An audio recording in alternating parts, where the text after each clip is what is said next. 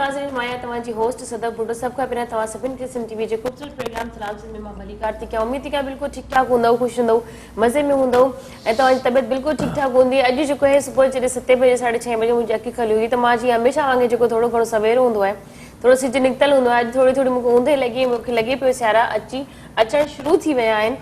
Sierra ईंदा 4-5 मतिलबु सियारो अची रहियो आहे। सियारो अची वियो मुंहिंजे लाइ तव्हां सियारे ते पहुची विया आहियो। सियारो अची वियो आहे।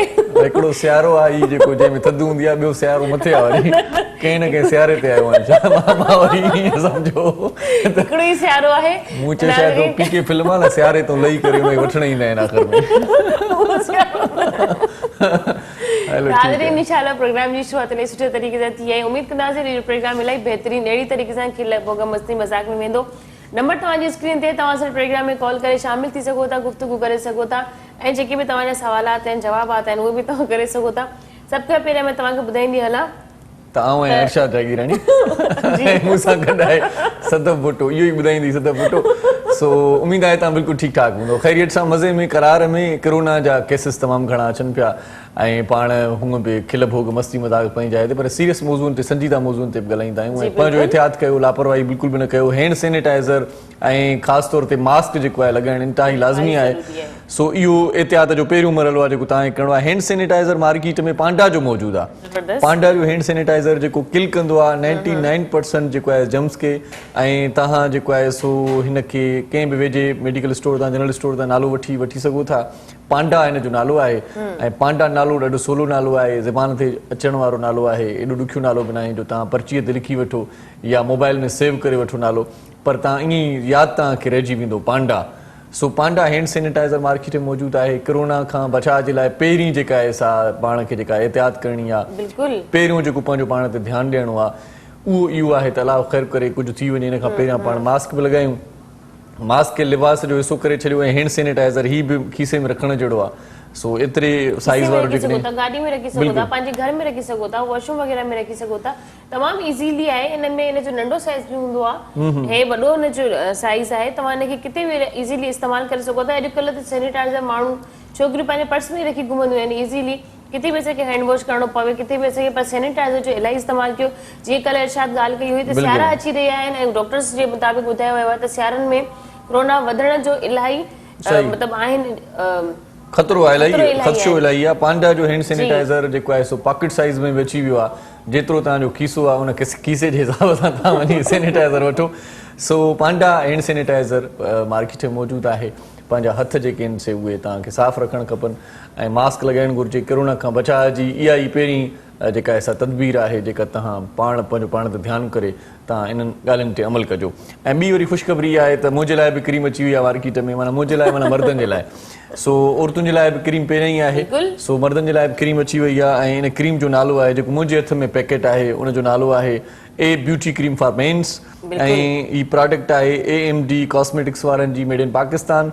सो ॾाढी सुठी क्रीम आहे ए ब्यूटी क्रीम फॉर मेंस, ख़ासि तौर ते मर्दनि जी जिल्द खे जेको आहे सो ॾाढो सुठो बणाईंदो आहे ऐं जंहिंमें असांजे चहिरे ते ख़ासि तौर ते मौसमी जेकी असर थींदा आहिनि या वरी ॿाहिरि निकिरण सां जेका असां ते मिटी पवंदी आहे या धूड़ में किथे किथे पाण हूंदा आहियूं या पॉल्यूशन या वरी असांजी उमिरि जेका वधे थी, असांजी उमिरि वधे थी त पोइ असांजे अखियुनि जे हेठां झुरियूं बि अची वञनि थियूं ऐं चहिरो उहो नथो रहे जीअं पाण पहिरियां हूंदा हुआसीं कुझु साल पहिरियां। सो कुझु साल पोइ ते वरण जे लाइ तव्हांखे ए ब्यूटी क्रीम जेको कुझु ई ॾींहंनि में मर्दनि ते ख़ासि तौर ते असरु करे थो, गोरो करे थो उन्हनि खे, सफ़ा गोरो चिटो, सफ़ा VIP। सो जिल्द तव्हांजी नरम मुलायम थिए थी ऐं ऑल राइट्स हिन जा रिज़र्व्ड आहिनि ए ब्यूटी क्रीम वारनि वठी। ए ब्यूटी क्रीम फॉर मेंस ऐं ऑल राउंडर ब्यूटी क्रीम आहे ख़ासि तौर ते मर्दनि जे लाइ। ख़ासि तौर ते वरी हिन में इहा बि ॻाल्हि आहे त जेकी असां वटि ॿाहिरि निकिरंदा दोस्त जिन वटि पंहिंजी गाॾी न आहे, जेकी मोटरसाइकिल ते आहिनि या पंधु घुमंदा आहिनि या पब्लिक पॉइंट्स ते घुमंदा आहिनि, त सिज जी रोशनी डायरेक्ट उन्हनि जे चहिरे ते पवंदी आहे, त उन जे लाइ बि हीअ क्रीम तव्हांखे फ़ाइदो ॾींदी, महफ़ूज़ रखंदी, तव्हांजे चहिरे खे माना गैर ज़रूरी जेकी शुआऊं आहिनि उन्हनि खां महफ़ूज़ रखंदी ऐं तव्हांजो चहिरो ॾाढो सुठो रहंदो। हाणे तव्हां पाण वारी क्रीम जे बारे में ॿुधायो। ए ब्यूटी क्रीम में इलाही सारी ख़ासियतूं आहिनि। ब्राइट फेयर ग्लो, मतिलबु तव्हां इन सां इलाही इनहेंस बि थींदव, तव्हां इन में फेयर बि थी सघो था, तव्हांजे चहिरे ते ग्लो बि ईंदो। ऐं छोकिरियुनि जे लाइ जेके असांजी हूंदियूं आहिनि वर्किंग वुमेन, जीअं मां कल्ह बि ॻाल्हायो हुयो, त असांखे इलाही सख़्तु ज़रूरत हूंदी आहे पंहिंजी केयर करण जी, पंहिंजी साफ़ सफ़ाई रखण जी। ऐं जेके घर में असांजूं माइरियूं भेनरियूं आहिनि उहे बि चाहींदियूं आहिनि त जॾहिं असां कज़नियूं पंहिंजियूं दोस्तियूं पाण में जॾहिं असां मिलूं त असां पाण खे साफ़ सुथरो, असांखे नीट एंड क्लीन हुजूं। त तव्हांजे जेकॾहिं चहिरे ते तव्हांजा मोइड़ा हूंदा आहिनि, उनजी वजह सां बि छोकिरियूं इलाही परेशान हूंदियूं आहिनि। जेकॾहिं तव्हांजे चहिरे जे अखि जे हेठां डार्क सर्किल्स आहिनि, या तव्हांजे चहिरे ते इलाही निशानात आहिनि, दाणे जा निशान कुझु रहिजी वेंदा आहिनि, त तव्हां हिन पैकेट ॾाढो क्रीम खे ख़ूबसूरत आहे बिल्कुलु इस्तेमालु कयो। बिल्कुलु 5 ॾींहंनि जो रिज़ल्ट, वरी वॾी ॻाल्हि इहा आहे 5 ॾींहंनि में जेकॾहिं को घोट जेकॾहिं कंहिंजी शादी थियण वारी आहे त 5 ॾींहं उनखे असां टाइम ॾियूं था पंहिंजो पाण खे सुठो करे वठे। मतिलबु असां जॾहिं फार्मूला इस्तेमालु कंदा आहियूं 3-3 4-4 महीना थी वेंदा, पर हिन में क्लियरली लास्ट में लिखियल आहे त फार्मूले तौर ते बि तव्हां हिनखे इस्तेमालु करे सघो था। 5 ॾींहं जो ही कोर्स आहे, तव्हां इनशाला हिनखे यूज़ कयो। ऐं मां तव्हांखे चयो, मां बि कल्ह खां स्टार्ट करे छॾियो आहे। जेकॾहिं मुंहिंजे अंदरि तव्हांखे का फेयरनेस नज़र अचे त तव्हां सम्झी वञिजो तव्हां ए ब्यूटी क्रीम इस्तेमालु करे रही। हिन में इहो बि लिखियल आहे त 3 एक्शन जी 3 एक्शन मैक्स, माना ज़बरदस्त क्रीम आहे तव्हांजे चहिरे जे लाइ। बिल्कुलु। सो बहरहाल अॼु वरी पाण तव्हांखे इहो ॿुधाईंदा हलूं त हुज़ूर अकरम सल्लल्लाहु अलैहि वसल्लम रबीउल अव्वल में जीअं उन्हनि जी विलादत बासादत, ऐं पाकिस्तानी हुकूमत ऐलान कयो त हफ़्तो जेको आहे मल्हायो वेंदो इश्क़ रसूल सल्लल्लाहु अलैहि वसल्लम जो। उन हफ़्ते खे अॼु 5 ॾींहुं आहे ऐं पाण सॼी ज़िंदगी इन इश्क़ में मुब्तला हूंदासीं, इन इश्क़ में गिरफ़्तार हूंदासीं। अलाह तव्हां सभिनी खे, असां सभिनी खे हुज़ूर अकरम सल्लल्लाहु अलैहि वसल्लम जी पैरवी, उन जी सुनतुनि ते अमल करण जी तौफ़ीक़ अता फ़रमाए। इन सां गॾो गॾु कॾहिं कॾहिं सुठियूं ख़बरूं पाण खे सुबुह सुबुह सां मिलंदियूं आहिनि, कॾहिं कॾहिं के ख़बरूं अहिड़ियूं बि मिलंदियूं आहिनि जिन में तमामु घणो ॾुखु भरियलु हूंदो आहे। अॼु ॾुख जी हिकिड़ी ख़बर असांखे मिली, असांजो PCR जो दोस्त, असांजो साथी नईम रिंद, उनजो सोट फेरोज़ रिंद हिन फ़ानी दुनिया खे छॾे वियो आहे, हिन फ़ानी दुनिया मां लाॾाणो करे वियो आहे। ऐं रिंद फैमिली जो तमामु घणो ट्रिब्यूट आहे। ऐं ख़ासि तौर ते फारूक रिंद साहिबु, असांजो साथी पुराणो, असांजो एडिटर साथी, उनजो भाउ आहे फेरोज़ रिंद साहिबु, उहो लाॾाणो करे वियो। डायरेक्टर फारूक रिंद साहिब जो भाउ। ऐं रिंद फैमिली जो जीअं मूं ज़िक्र कयो त PTV जे ज़माने खां वठी तव्हां जेकॾहिं नालो खणंदो अब्दुल करीम बलोच साहिब जो, उनखां पोइ उहे समूरा जेकी बि असां वटि दोस्त रहिया आहिनि, हारून रिंद साहिबु, आफ्ताब करीम बलोच साहिबु, ऐं ॿिया न ॼाण केतिरा दोस्त असांजा रिंद जेकी मीडिया ते छायल आहिनि। उन्हनि दोस्तनि में हिकिड़ो असांजो प्यारो दोस्त फेरोज़ रिंद साहिबु असांखां विछड़ी वियो आहे। असां उनजे पोइरनि सां, असां उनजे घर भातियुनि सां, असां उनजे साथियुनि सां, दोस्तनि सां, ऐं ख़ासि तौर ते नईम रिंद साहिबु असां ॾुख जी हिन घड़ीअ में बराबरि जा शरीक आहियूं। अॼु असांजो जेको प्रोग्राम आहे उहो तइलीमी इदारे जे हवाले सां आहे। ऐं ख़ासि तौर ते जेका कॉलेज आहे, कॉलेज टूरिज़म ऐं होटल मैनेजमेंट, इहो छा हूंदो आहे, इन जा कहिड़ियूं कहिड़ियूं फैसिलिटीज़ इहे ॾियनि पिया, ऐं इन पासे कीअं पाण खे वञणु घुरिजे, छा करणु घुरिजे, इन हवाले सां अॼु पाण कचहरी कंदासीं।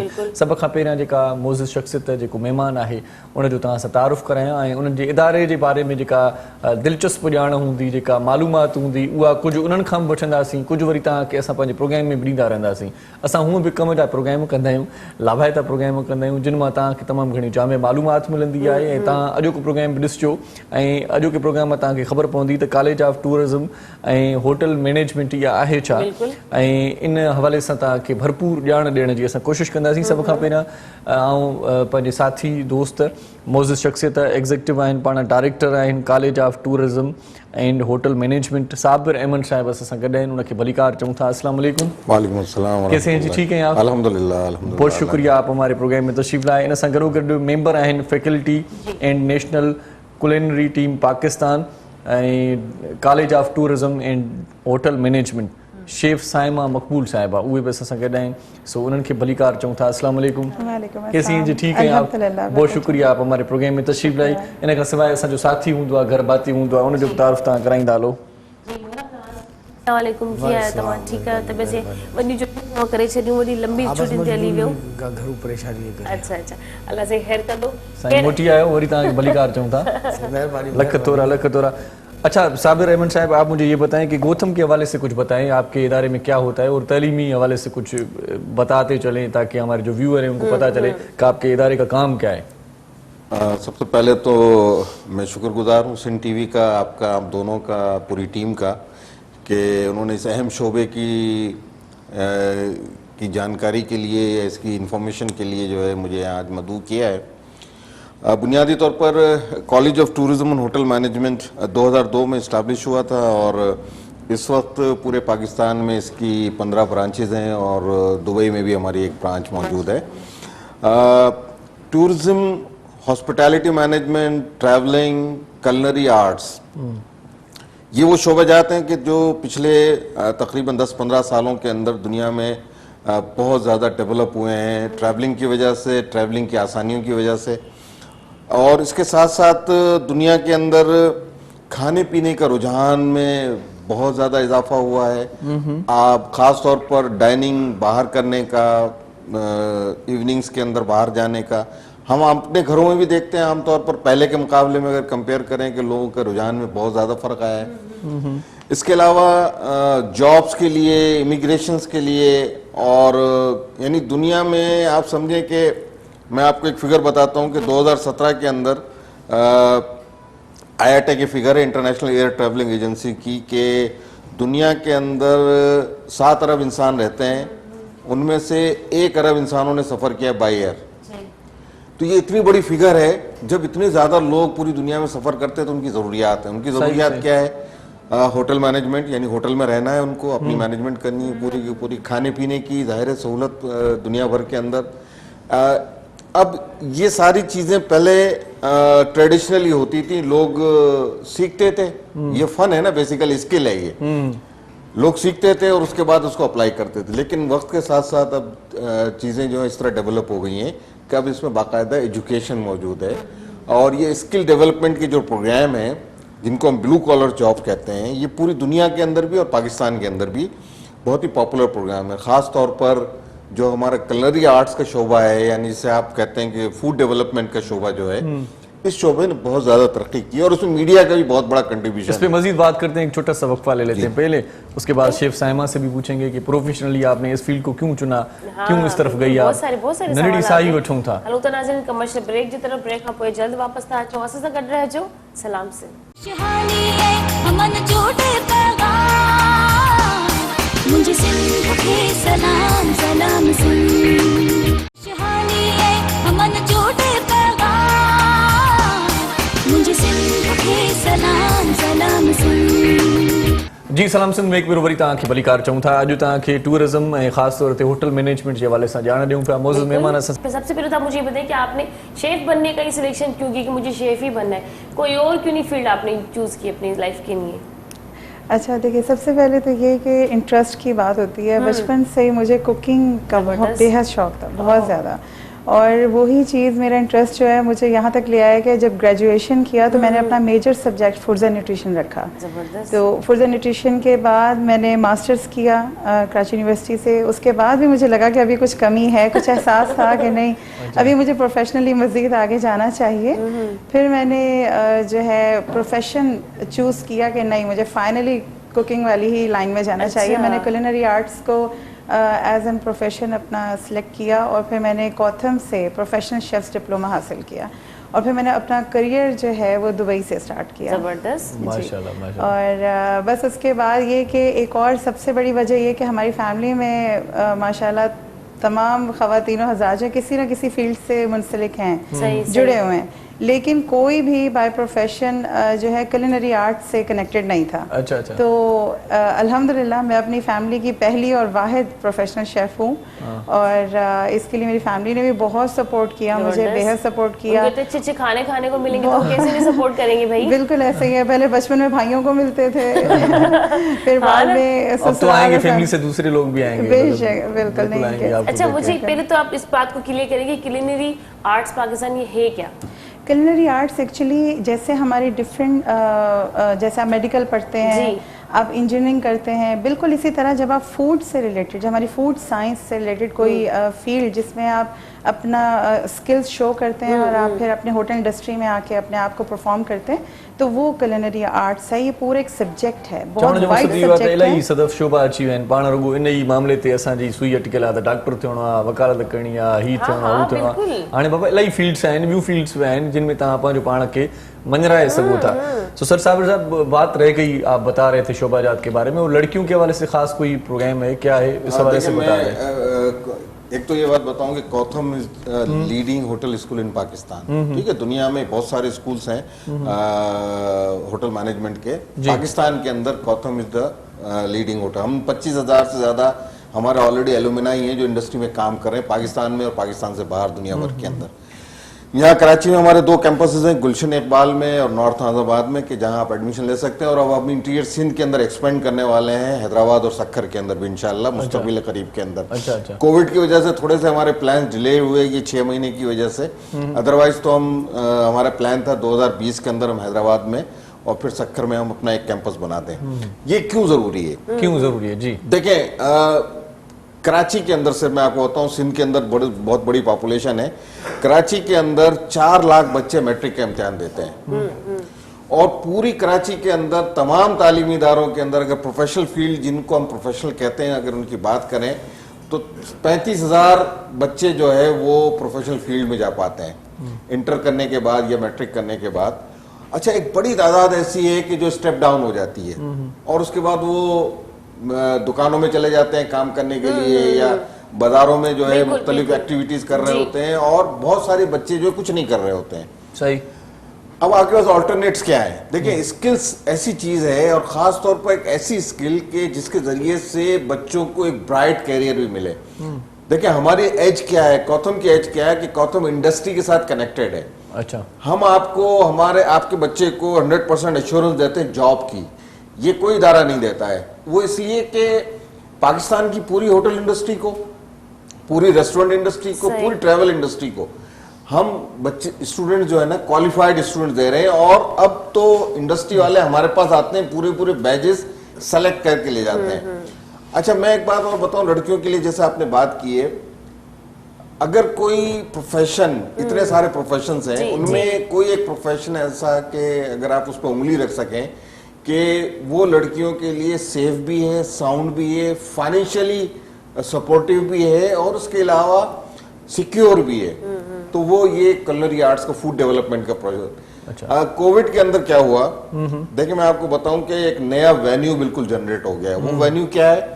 वो है ऑनलाइन बिजनेस सेगमेंट। और ऑनलाइन बिजनेस सेगमेंट में लड़कियों ने बहुत जबरदस्त काम किया है। जबरदस्त। हमारे स्टूडेंट्स ने, मैं आपको बताऊं, 1-1 लाख रुपए महीना घर पे बैठ के कमा रही हैं माशाल्लाह। सही। घर से टेक अवे डेवलप कर रही हैं, छोटे छोटे किचन डेवलप किए हैं, अपने अपने घरों के किचन में से उन्होंने चीजें डेवलप की हैं और उसके नतीजे में आज माशाल्लाह वो अपने घर को सपोर्ट करने के काबिल हो गई हैं।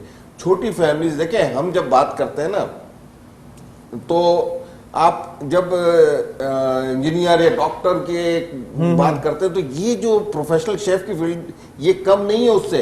यानी मैं आपको बताऊं, इस वक्त प्रोफेशनल शेफ जो है इंडस्ट्री के अंदर 2 लाख 3 लाख रुपए से कम में नहीं मिलता है। सही बात है, सही बात है। इंजीनियर डॉक्टर को क्या मिलता है? कल मैं एक इंजीनियर का इंटरव्यू के लिए मेरे पास आया था, he is getting 30,000 rupees after the completion of engineering. 2 लाख की ऑफर के बाद भी नहीं मिलते भाई। हाँ, फिर भी नहीं मिलते। ठीक है ना। अच्छा, I am also a professional engineer by the way. मैंने 30 साल पहले जो है इंजीनियरिंग की थी एनईडी यूनिवर्सिटी से, लेकिन बहरहाल मैंने अपनी फील्ड चेंज कर ली, मैं आउटलेयर बन गया। लेकिन कहने का मकसद ये है कि देखें, हमें अपने बच्चों को रास्ता दिखाना है। जो बच्चे इंडस्ट्री के अंदर काम करना चाहते हैं, अपने शौक के जरिए से आगे आना चाहते हैं या उनको नई राहें तलाश करनी है, सही है, तो वो आए हमारे पास, हम उनकी काउंसलिंग करेंगे, उनको बताएंगे उनके लिए कौन सी फील्ड बेहतर है। सही। देखें, एक छोटे फैमिली के लिए, एक आम आदमी के लिए, एक मीडियोकर के लिए, गरीब आदमी के लिए क्या जरूरत है? जरूरत यह है कि उसका बच्चा 2 साल 3 साल पढ़े मैट्रिक के बाद और उसके बाद एक ऐसी मुनासिब जॉब मिल जाए जिससे उसको 25-30 हजार रुपए इनकम होना चाहिए। सही। हम इसकी एश्योरेंस दे रहे हैं ना आपको। सही। आप अपने बच्चों को एडमिशन दें, पक्की बात है, पक्की बात है, हम एश्योरेंस दे रहे हैं आपको। अच्छा, इस हवाले से आप ज्यादा बता सकती हैं शेफ साहिमा, तो आप बताएं कि क्या मौके हैं और लड़कियों के लिए क्या ये फील्ड ठीक है, बेहतर है? जैसे सर ने कहा कि सिक्योर भी है और अच्छे तरीके से तालीम दी जा रही है, तो लड़कियों के हवाले से कुछ बताएं कि आना चाहिए उनको इस फील्ड में या बेहतर कोई और फील्ड भी हो सकती है? सही नहीं, बिल्कुल आना चाहिए। मैं खुद बीइंग अ वुमेन या लेडी, मैंने काम किया है। मैं पूछ रहा हूँ, कभी कभार जिस फील्ड में बंदा होता है ना, उससे तंग होता है, यार मैं तो कह रहा हूँ मेरा कोई बंदा नहीं, मैं फंस गया आगे। क्योंकि अगर मैं सच कहूँ तो हमारे कंट्री में तो माशाल्लाह पहले से ही खवातीन इतनी एक्सपर्ट है कुकिंग में। घर में हमारी मतलब ये एक अच्छा ट्रेंड है, हमारा कल्चर है कि हमारी खवातीन कुकिंग करती हैं, तो उनको तो खास तौर पे इस इंडस्ट्री में आना चाहिए। ये जो फील्ड है खवातीन के लिए बहुत सेफ है। मैंने मुल्क से बाहर भी काम किया, दुबई, मलेशिया मेरा एक्सपीरियंस है और अल्हम्दुलिल्लाह बहुत ज़बरदस्त। यहाँ कुछ लोग तो खैर मुझे पाकिस्तानी समझते ही नहीं थे, वो समझते थे कि मैंने भी नहीं समझा शुरू में। वो समझते थे कि कोई अरबिक लेडी, क्योंकि पाकिस्तान का एक कॉन्सेप्ट ऐसा है कि लोगों ने एक नेगेटिव जो है ना उनका पाकिस्तान का इम्पैक्ट दिया हुआ है कि पाकिस्तान की खवातीन इस फील्ड में नहीं आ आपका सकती। लुक भी वैसे थोड़ा सा उधर से शायद यही वजह थी कि अक्सर लोग मुझसे अरबिक में बात करने लग जाते थे। लेकिन जब उनको पता चलता था, जब वो मेरा काम देखते थे और जिस तरह से अल्हम्दुलिल्लाह मैंने प्रोफेशनल किचन में काम किया, तो वो बहुत इंस्पायर होते थे। वो जब उनको पता चलता था कि ये पाकिस्तानी लड़की है तो वो हैरान होते थे कि पाकिस्तान भी इस फील्ड में। तो मुझे बहुत प्राउड फील होता था कि अल्हम्दुलिल्लाह कि हमारा फ्लैग जो है वो अब थोड़ा बहुत हमें पहचान हम करवाने लग गए हैं। और ख़ास तौर पे जब हमारी ये टीम जो है हम लोगों की, उसके बाद से तो बहुत हमारी पहचान जो है बाहर के कंट्री में ग्लोबली हम लोग जो है सामने आए हैं, फ्रंट पे आए हैं। अच्छा साबिर सर, मुझे ये बताएं कि अगर आपकी जो ये यूनिवर्सिटी है, अगर कोई एडमिशन लेना चाहे लड़कियों में या लड़कों में, तो इनके प्रोसीजर क्या है, किस तरीके से आप तक पहुंचेंगे? कोई फ़ोन नंबर या कोई फेसबुक का एड्रेस है? देखिए, kautam.edu.pk हमारी जो है वेबसाइट है, उसके ऊपर हमारी सारी इंफॉर्मेशन मौजूद है। इसके अलावा गुलशन इकबाल में नेशनल स्टेडियम के बैक साइड के ऊपर हमारा कैंपस मौजूद है, और नॉर्थ अहमदाबाद में रेमेडियल हॉस्पिटल के बैक पे इमाम क्लिनिक वाली गली में हमारा कैंपस मौजूद है। और 111-113-114 हमारा जो है लाइन नंबर भी मौजूद है। फेसबुक पे भी हम गौतम कराची के पेज के ऊपर मौजूद है। देखिए, बुनियादी तौर पर यह है कि हम बच्चों से कहेंगे, हमारी मिनिमम क्वालिफिकेशन है मैट्रिक। मैट्रिक पास करने के बाद बच्चा जो है वो इस काबिल हो जाता है कि वो किसी भी स्किल डेवलपमेंट प्रोग्राम में जाए। आराम से कर सकता है। तो हम सिंध टेक्निकल बोर्ड से भी एक्रीडेटेड है, हम इंटरनेशनल बॉडीज के साथ एक्रीडेटेड है। हमें और दूसरों में फर्क क्या है? बुनियादी फर्क ये है कि जब हमारे पास से कोई बच्चा डिप्लोमा लेता है, चाहे वो 1 साल का हो या 2 साल का डिप्लोमा जब हमसे लेता है, तो वो जब इंटरनेशनल मार्केट में जाता है तो चूंकि उसके पास इंटरनेशनल डिप्लोमा होता है, यूके का डिप्लोमा है, ICM यूके का डिप्लोमा होता है, या CTH यूके का डिप्लोमा होता है, और एक हमारा कोर्स है जो American hotel and lodging association का है, आला कहलाता है। ये इंटरनेशनल रिकॉग्नाइज्ड है, यानी इक्वली जब वो बाहर जाते हैं, आप वो सर्टिफिकेट लेके, तो आपको कुछ और नहीं करना पड़ता, सिर्फ अपनी स्किल शोकेसिंग करनी पड़ती है। कोतम नाम ही काफी है, नाम ही काफी है। That is very important. अच्छा, दूसरी बात मैं आपको बताऊं कि हम किस तरह इसको एग्रेसिवली प्रमोट कर रहे हैं। हम इंटरनेशनल कॉम्पिटिशंस में जाते हैं। अच्छा। ये हमारी स्टूडेंट है जो अब तो खैर माशाल्लाह स्टूडेंट नहीं रही है, अब तो बहुत आगे निकल गई है, ये टीचर बन गई है। She is basically part of Pakistan culinary team. अच्छा। अभी सिलेक्शन हुआ है, 400 कॉम्पिटिटर्स में से जो है इनको सेलेक्ट किया गया है आउट ऑफ 400। अभी रिसेंटली जो हमारा 20 अक्टूबर को मैरियट के अंदर शेफ डे हुआ था, वहां अनाउंसमेंट हुआ, इंटरनेशनल जजेस वहां आए हुए थे, और हम world association of chef society से क्योंकि मेंबर है, तो ये रिकॉग्नाइज्ड टीम है जो पाकिस्तान की जैसे हॉकी टीम है ना, जी। पाकिस्तानी क्रिकेट टीम है, she is member of Pakistan culinary team. जबरदस्त। और ये पूरी दुनिया में जाती है, अच्छा, रिप्रेजेंट करती है पाकिस्तान को, वहां कंपटीशन में जाती हैं। लास्ट ईयर चाइना के अंदर जो है कंपटीशन हुआ था, और वहां से ये 3rd पोजीशन हमारी पाकिस्तानी कलनरी टीम लेकर आई थी पाकिस्तान के लिए। अच्छा। ये इतना आसान नहीं होता। चाइना में चाइनीज कुजीन में 3rd position Pakistan culinary team लेकर आई थी। जबरदस्त जबरदस्त। मतलब ये इतना अच्छा खाना बना लेती हैं, जबरदस्त भाई, इतना टेस्ट है आपके हाथ में। सबसे अच्छा फूड आपको क्या लगता है कि मैं जो है ना अपने दिल से, अपने शौक से सबसे अच्छा फूड में ये बना लेती हूँ?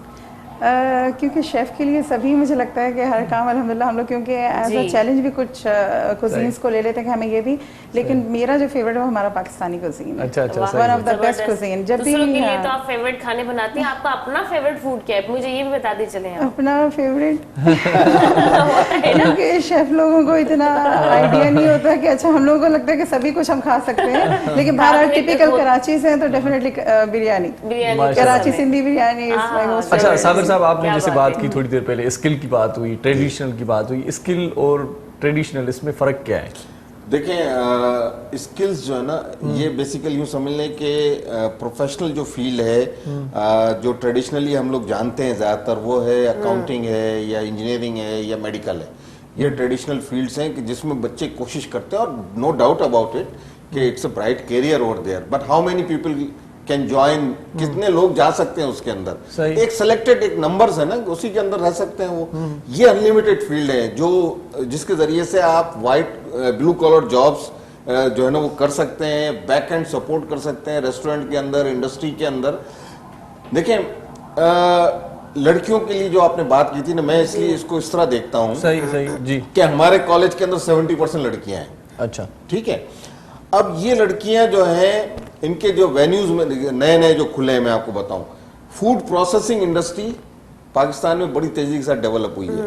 देखिए, एक है फूड डेवलपमेंट इंडस्ट्री, एक है फूड प्रोसेसिंग इंडस्ट्री, जिसमें फ्रोजन फूड भी आ जाता है, जिसमें पैक्ड फूड भी आ जाता है, जिसमें मसाला जात भी आ जाते हैं, जिसमें बेकिंग के आइटम्स भी आ जाते हैं, जिसमें फॉन्डेंट के, ये प्रोसेसिंग इंडस्ट्री बिल्कुल नई जनरेट हुई है पाकिस्तान में पिछले 3-4 सालों के अंदर।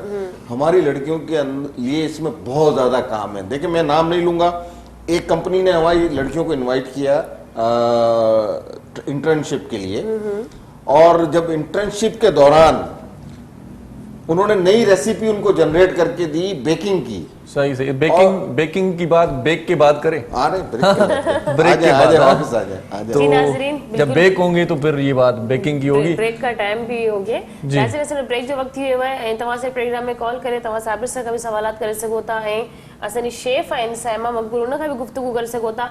हलंदासीं हिकिड़े कमर्शियल ब्रेक जी तरफ़। ब्रेक खां पोइ जल्द वापसि था अचूं। ॾिसंदा रहो असांजो पंहिंजो प्रोग्राम सलाम सिंध।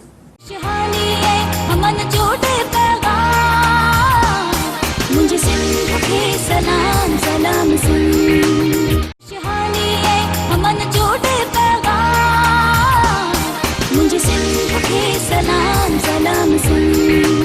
जी सलाम सिंध में एक बार वरी तव्हांखे भलीकार चऊं था, ख़ुशि आमदीद। जो ख़ासि तौर ते पाण कॉलेज ऑफ टूरिज़म ऐं होटल मैनेजमेंट जे हवाले सां कचहरी कयूं पिया, ऐं छा तरीक़ेकार आहे उन्हनि जो, उन हवाले सां तव्हांखे ॼाण ॾियूं पिया कीअं दाख़िला वठिजे, कीअं उन्हनि सां मिलिजे ऐं कीअं अॻिते वधिजे। जीअं साबिर साहिब ॻाल्हि कई त बाबा डॉक्टर बि जेको आहे एतिरो नथो कमाए जेतिरो अॼुकल्ह शेफ थो कमाए। इहा ॻाल्हि अहिड़ी कई अथई जो असांजी होस्टिंग छॾणी पवंदी लॻे ईअं थो। पर मां कोन छॾींदमि। सो बहरहाल असांजो शो बि ॾाढो भलो आहे, हर को पंहिंजी पंहिंजी जॻह ते सफ़ा बेहतरीन वञे पियो, पर कुझु वधण जी ॻाल्हि आहे, कुझु अॻिते निकिरण जी ॻाल्हि आहे। सो साबिर साहब, मुझे ये बताएं कि हॉस्पिटैलिटी इंडस्ट्री में खासतौर पर पाकिस्तानी तालिब इल्म के लिए नौकरियों के मौके क्या हैं, और आपका जो इदारा है उसकी डिग्री जो मिलती है तो बैनुल अक़वामी सतह पर उसकी क्या वैल्यू है, ये भी बताते चलें। देखिए, हमारे पास 4 शोबे आते हैं बुनियादी तौर पर, समझ लें। एक होटल मैनेजमेंट है नंबर 1, हॉस्पिटैलिटी के टियर के नीचे 4 शोबे आते हैं। अच्छा, पहला जो है वो है होटल मैनेजमेंट। ये यूके लेवल 6 की डिग्री मिलती है हमें यहाँ कराची के अंदर, और ये वर्ल्ड वाइड एक्सेप्टेबल है। ये यूके ग्रेजुएशन कहलाती है। अच्छा, यानी इंग्लैंड की ग्रेजुएशन के बराबर है। ये 18 महीने का कोर्स है इंटरमीडिएट के बाद। हॉस्पिटैलिटी मैनेजमेंट का डिप्लोमा इन हॉस्पिटैलिटी मैनेजमेंट। ये बेसिकली होटल के अंदर जो फ्रंट ऑफिस के ऊपर और बैक ऑफिस के ऊपर, सेल्स एंड मार्केटिंग में, अकाउंटिंग में, जो होटल इंडस्ट्री के अंदर जो लोग काम करते हैं, अच्छा। रेस्टोरेंट इंडस्ट्री में जो मैनेजरल लेवल पे काम करते हैं, अच्छा। ये उनके लिए प्रेफरेबल है और वो वहां जाते हैं। अच्छा। Smart looking guys like U, माशाल्लाह। मतलब तालीम लेनी पड़ेगी भाई। हमारे यहाँ तो ये होता है कि भाई कोई भी अच्छा बंदा पकड़ लिया, मैनेजर रख लिया। नहीं, ये एजुकेशन जरूरी है। एजुकेशन देखिए, अब हर चीज की क्वालिफिकेशन इंपॉर्टेंट है। जो लोग पहले होते थे वो टाइम इज ओवर नाउ। सही सही। जब दुनिया में आपको जाना है तो आपको इंटरनेशनल कंपटीशन एरिया में जब जाना है तो आपको एजुकेशन की मिनिमम क्वालिफिकेशन होनी चाहिए। सही बात है, सही ये मिनिमम क्वालिफिकेशन। सही सही। दूसरा जो एरिया है इंपॉर्टेंट है वो है health safety, health food and safety. अच्छा। ये आपको पता है कि ये पिछले दौर में जितने भी प्रॉब्लम्स आए हैं पूरी दुनिया के अंदर, 3 बातें आ गई, हेल्थ फूड और safety. Health food and safety ना, ये हमारा एक डिपार्टमेंट है पूरा। अच्छा अच्छा। इसके अंदर हम हाईफील्ड यूके की अप्रूव्ड सेंटर है पाकिस्तान के अंदर और कराची के अंदर। ये वो सेगमेंट है जिसके अंदर हम लेवल 1, लेवल 2, लेवल 3, लेवल 4 के हम सर्टिफिकेशन अवार्ड करते हैं उन लोगों को कि जो फूड इंडस्ट्री के अंदर जाना चाहते हैं। अच्छा। अब दुनिया के अंदर इन सर्टिफिकेशन के बगैर एक्सेप्टेंस नहीं है। सही सही सही। कि अगर आपके पास ये सर्टिफिकेशन होगी तो आप इस फील्ड में जा सके। आपको पता होना चाहिए बेसिक हाइजीनिक प्रिंसिपल्स क्या है, आपको पता होना चाहिए कि किचन के रूल्स क्या है, आपको पता होना चाहिए होटल इंडस्ट्री के अंदर ये सारी चीजें। तीसरा जो शोबा है वो है ट्रैवल। ट्रैवल के अंदर हम आयाटा के अप्रूव्ड सेंटर है कराची के अंदर। अच्छा अच्छा। पूरे पाकिस्तान में भी है और कराची के अंदर भी है। आयाटा इंटरनेशनल एयर ट्रैवलिंग एजेंसी है। अच्छा। और ये हमारे ऑनलाइन कोर्सेज भी हैं और ऑफलाइन कोर्सेज भी हैं और हम यहाँ कराची से पढ़ाते हैं। इसके अंदर जो हम डिप्लोमा देते हैं बराह रास्त ट्रेवल एजेंसीज के अंदर, PIA के अंदर मुख्तलिफ जगहों पे आप जॉब कर सकते हैं। सही। और चौथा और जो सबसे अहम शोबा है जिसमें सबसे ज्यादा बच्चे जाते हैं वो है कलनरी आर्ट्स का। अच्छा अच्छा। अच्छा। कलनरी आर्ट्स का जो सेगमेंट है इसके अंदर तकरीबन 65-60% बच्चे जो है ना इसको ज्वाइन करते हैं, और खास तौर पे इसमें 70% जो है हमारी बच्चियां हैं, लड़कियां हैं हमारी, सही सही सही। ये ज्वाइन करती हैं इसके सही। अंदर। लड़कियों के लिए ये प्रोफेशनली बहुत जबरदस्त चीज है, इसलिए कि एक तो ये कि बैक ऑफ द हाउस बहुत आसानी से काम कर सकती हैं, उनको फ्रंट पे नहीं आना पड़ता है, अच्छा, बाहर सही। नहीं आना पड़ता सही, है, सही। बैक ऑफ द हाउस होती है। नंबर सही, 2, सही, सही। फूड प्रोसेसिंग इंडस्ट्री के अंदर बहुत उनको अपॉर्चुनिटीज मिलती हैं। पीछे काम करना है आपको, इंडस्ट्री के अंदर आराम से सहूलत के साथ आप काम खाना आ गया, शेफ नजर नहीं आई। हाँ। नंबर 3 देखें आप, ऑनलाइन बिजनेस सेगमेंट आपको पता है कि अब ये जो वर्चुअल बिजनेस है, जी जी। ये पिछले 6 महीनों के अंदर ड्यूरिंग द कोविड और उसके बाद भी अब ये इतना तेजी के साथ डेवलपमेंट हुआ है, इसकी 46% ग्रोथ रेट आई है before Covid and post Covid. 46% के रेशियो से ये शोभा वर्चुअल बिजनेस का ग्रो हुआ है, ऑनलाइन बिजनेस का, और खास तौर पर खाने के अंदर इसमें हमारी लड़कियां बहुत अच्छा काम कर सकती हैं और कर रही हैं। सही सही सही। चौथी चीज ये कि बहरहाल एक लड़की को घर तो बसाना है, बिल्कुल सही बात है। और अगर घर बसाना है तो अच्छा खाना एक अच्छे घर की पहचान भी होती है, और ये लड़कियों के लिए लॉन्ग लाइफ है। कल हम यही बात कर रहे थे कि अच्छा खाना अगर किसी को बनाना आता है तो शोर उसके कब्जे में रहेगा। कब्जे में रहेगा, नहीं सास ससुर भी रहेगा। सास ससुर भी रहेगा। ये ऐड कर दिया आपने, एडिशन हो गया। ये बहुत इंपॉर्टेंट है ना हमारे। देखें हम ईस्टर्न कल्चर के लोग हैं ना भाई, सही सही सही बात। और हम थोड़े से पुराने लोग भी हैं, तो हम इन चीजों की अहमियत का हमें अंदाजा है कि घर में अगर बहू है और वो अच्छा खाना पकाती है तो उसकी वैल्यू डिफरेंट होती है, डिफरेंट हो जाती है, entirely बिल्कुल सही different। कहे, हाँ। तो अच्छा, एक और ट्रेंड भी है, मैं आपको बताऊं, यहाँ ऐड कर दूं लड़कों और लड़कियों दोनों के लिए। जी जी जी। वो ये है कि पाकिस्तान से जो लोग इमिग्रेंट होते हैं, बाहर जाते हैं, जी जी, उनके लिए भी ये बेसिक डिग्री है। वाह वाह वाह, सही। यानी आप कनाडा ने अभी ऐलान किया है कि 1 मिलियन से ज्यादा इमिग्रेंट जो है ना, 1.2 मिलियन इमिग्रेंट नेक्स्ट ईयर में ले रहे हैं ये। अच्छा अच्छा, ठीक है, पाकिस्तान भी उसमें शामिल है। सही। आप उनकी कैटेगरीज पढ़ें, सबसे ऊपर है प्रोफेशनल शेफ। सही सही सही। तो इसका मतलब ये कि 48 कैटेगरीज में जो स्किल कैटेगरीज है उसके अंदर प्रोफेशनल शेफ टॉप के ऊपर मौजूद है। सही सही सही। तो अगर आपके पास ये बेसिक डिग्री है तो आपको एक्स्ट्रा पॉइंट मिलता है, एडेड एडवांटेज मिलता है। सही। आप उनके पॉइंट सिस्टम है ना, उस पॉइंट। सही। अच्छा, यूके ने भी अब पॉइंट सिस्टम इंट्रोड्यूस कर दिया है। ऑस्ट्रेलिया के अंदर भी ये मौजूद है कि अगर आप वहाँ इमिग्रेशन करना चाहते हैं, लोग जाते हैं ना, हमारे बच्चे बहुत सारे जाते हैं, बाहर पढ़ने के लिए भी जाते हैं और परमानेंट इमिग्रेशन के लिए भी जाते हैं। सही सही। उनके लिए ये एक सीढ़ी है, सही। इसके ऊपर चढ़ के वो आसानी से जा सकते हैं, और बहुत लंबा प्रोग्राम नहीं है। 2 साल हमारे पास पढ़े, 1.5 साल पढ़े, 6 महीने की इंटर्नशिप हम करवाएंगे आपको, उसके बाद हम आपको रास्ता दिखाएंगे। यहाँ जॉब करनी है पाकिस्तान के अंदर, उसके लिए हम आपको रास्ता दिखाएंगे, क्योंकि हम इंडस्ट्री के साथ रास्ते पे छोड़ के आएंगे भाई, भी यहाँ से चले जाओ। जी जी, ये बहुत इंपॉर्टेंट है। देखिए, मुझे आप बताइए, कोई प्रोफेशनल इदारा ये करता है, कोई यूनिवर्सिटी ऐसा करती है? हम इसलिए गारंटी भी देती है कि भाई आपको जॉब हम ये कहते हैं, देखिए बच्चा अगर बहुत ही ज्यादा नालायक है तो वो अलग बात है, ऐसे भी बच्चे होते हैं ना। देखिए ऐसे बच्चे होते हैं। पहली बात तो नालायक तो आएगा ही नहीं ना, क्योंकि जो नालायक हुआ तो वो क्यों एडमिशन। अच्छा, आते हैं। देखें, एक बच्चा है कि उसको हम एक इंडस्ट्री में छोड़ कर आए, 4 दिन बाद भाग गया वो। देखिए, जॉब जो है ना, मुलाजमत, अच्छा, वो एम्प्लॉयर की मर्जी के मुताबिक करनी होती है, वहां के एनवायरनमेंट के मुताबिक। सही बात है। मेरी मर्जी नहीं चलती। देखिए, आप सुबह 8 बजे, अगर 9 बजे प्रोग्राम है तो सुबह 7:30 बजे आप घर से निकलते होंगे, सही सही, यहाँ पहुंचते होंगे, अपनी नींद की कुर्बानी देते होंगे ताकि आपको ये प्रोग्राम करना है। तो उस रिक्वायरमेंट के मुताबिक चलना होता है। अच्छा, ये इंडस्ट्री ऐसी है, ये स्टार्ट होती है दोपहर को 12 बजे। अच्छा अच्छा, अगर होटल में काम कर रहे हैं, और खत्म होती है रात को 12 बजे। जब अभी तो खैर कोविड है, 10 बजे की कभी रिस्ट्रिक्शन लग जाती है, कभी 11 बजे की लग जाती है, लेकिन अमूमन रात को फाइन डाइनिंग वगैरह सब 12 बजे क्लोज होते हैं। तो ये जरा टफ ड्यूटी भी होती है, खास तौर पे लड़कों के लिए। सही सही। तो इसके मुताबिक अपने आप को मैनेज करना, और जिसने एक दफा मैनेज कर लिया, आप मुझे यकीन करें इस बात का कि स्काई इज द लिमिट। सही, स्काई इज द लिमिट। हमारे शेफ जो है इस वक्त इतिहाद एयरवेज के अंदर सारा वक्त जहाजों में होते हैं, पूरी दुनिया में घूमते रहते हैं। वाह वाह, हम ब्रेक पे जाते हैं, अभी थोड़ा घूम के आते हैं, उसके बाद बातचीत होती है। ऐं ब्रेक खां जीअं मोटंदासीं त ब्यूटी सेगमेंट बि आहे असां वटि। अॼु असां जूं वधियूं भेनरूं जेकी प्रोग्राम ॾिसनि पियूं उन्हनि जे लाइ बि ॾाढो लाभाइतो प्रोग्राम आहे। बिल्कुलु। तव्हां पाण खे ख़ूबसूरत कीअं कंदव, उन जे लाइ कहिड़ियूं टिप्स हुजनि, इन बारे में तव्हांखे थोरी देरि में ॼाण ॾियूं था। ॿिया महिमान बि असांखे जॉइन कंदा। सो तव्हांजो पंहिंजो प्रोग्राम आहे। बिल्कुलु नाज़रीन, हलंदासीं कमर्शियल ब्रेक जी तरफ़। ब्रेक खां पोइ जल्द वापसि तव्हां जो ॾिसंदा रहो पंहिंजो प्रोग्राम सलाम से। खुशहाली है अमन जोड़े पैगाम मुझे सिंध के सलाम सलाम सुन। खुशहाली है अमन जोड़े पैगाम मुझे सिंध के सलाम सलाम सुन। जी वेलकम बैक नाज़रीन, हिकु दफ़ो तव्हांखे ॿीहर भली कार थी कयां सिंध टीवी जे प्रोग्राम सलाम सिंध में। तव्हांखे ख़बर ई आहे तव्हांखे असां रोज़ सुठी सुठी का न का ख़बर ॿुधाईंदा आहियूं। अॼु असां वटि जीजल अख़बार आहे। ॾिसो इरशाद असांखे छा था ॿुधाइनि। जी इरशाद जी, अॼु अख़बार छा पई लिखे इहो ॿुधाइण खां पहिरियां अॼु अख़बार में जेका तारीख़ लिखियलु आहे उहा 3 नवंबर आहे, ॾींहुं अंगारे जो आहे। बमुताबिक़ 16 रबीउल अव्वल। अख़बार जा सिफ़ा 8 हूंदा आहिनि। अख़बार हूंदी आहे 20 रुपए जी। सो सभ खां पहिरियां जेका ख़बर आहे गुड न्यूज़ पे अॼु अख़बार में कुझु आहिनि ऐं कुझु वरी जीअं पहिरियों ई मां ज़िक्र कयो त कुझु ॾुख वारियूं ख़बरूं हूंदियूं आहिनि। सो मरियम नवाज़ साहिबा चवे पई त ईंदड़ साल चूंडुनि जो आहे, न्याज़ी हुकूमत खे घर भेड़ो करे तहरीक ख़तम थींदी। मरियम नवाज़ जो इहो चवणु आहे। ऐं फयाज़ चौहान समेत पंजाब काबीना जा 3 वज़ीर फ़ारिग़। फिरदौस आशिक़ अमण इतलात बाबति सूबाई सलाहकार मुक़रर। ऐं कल्ह तव्हां ॾिठो पिए त फयाज़ चौहान खां जॾहिं मीडिया वारा पुछा था कनि त तव्हांजो उहिदो ख़तम थी वियो आहे, तव्हांखे माना हटायो वियो आहे, उहो चए यार मुझे तो पता ही नहीं है मुझे पता नहीं है। कॾहिं कॾहिं ईअं बि थींदो अथव पाकिस्तान में। सो रियासती इदारनि जो तक़दुस ऐं तहफ़ुज़ आइनी सियासी ऐं अख़लाक़ी फ़र्ज़ु आहे। PDM क़यादत खे हर फोरम ते जवाबु न ईंदो, वज़ीर आज़म जो इहो चवणु आहे। ऐं अमेरिका जो नओं सदर केरु थींदो, सो इन हवाले सां फ़ैसिलो अॼु थींदो। ट्रंप ऐं जो बाइडन मैदान ते लथल, ॿई घोरा आहिनि ऐं ॾिसूं था त ॿिन्ही मां केरु अॻिते खटे थो। आवाम फ़ैसिलो करे त खेनि बाइडन जो मोतमार लॉकडाउन घुरिजे या महफ़ूज़ वैक्सीन खपे।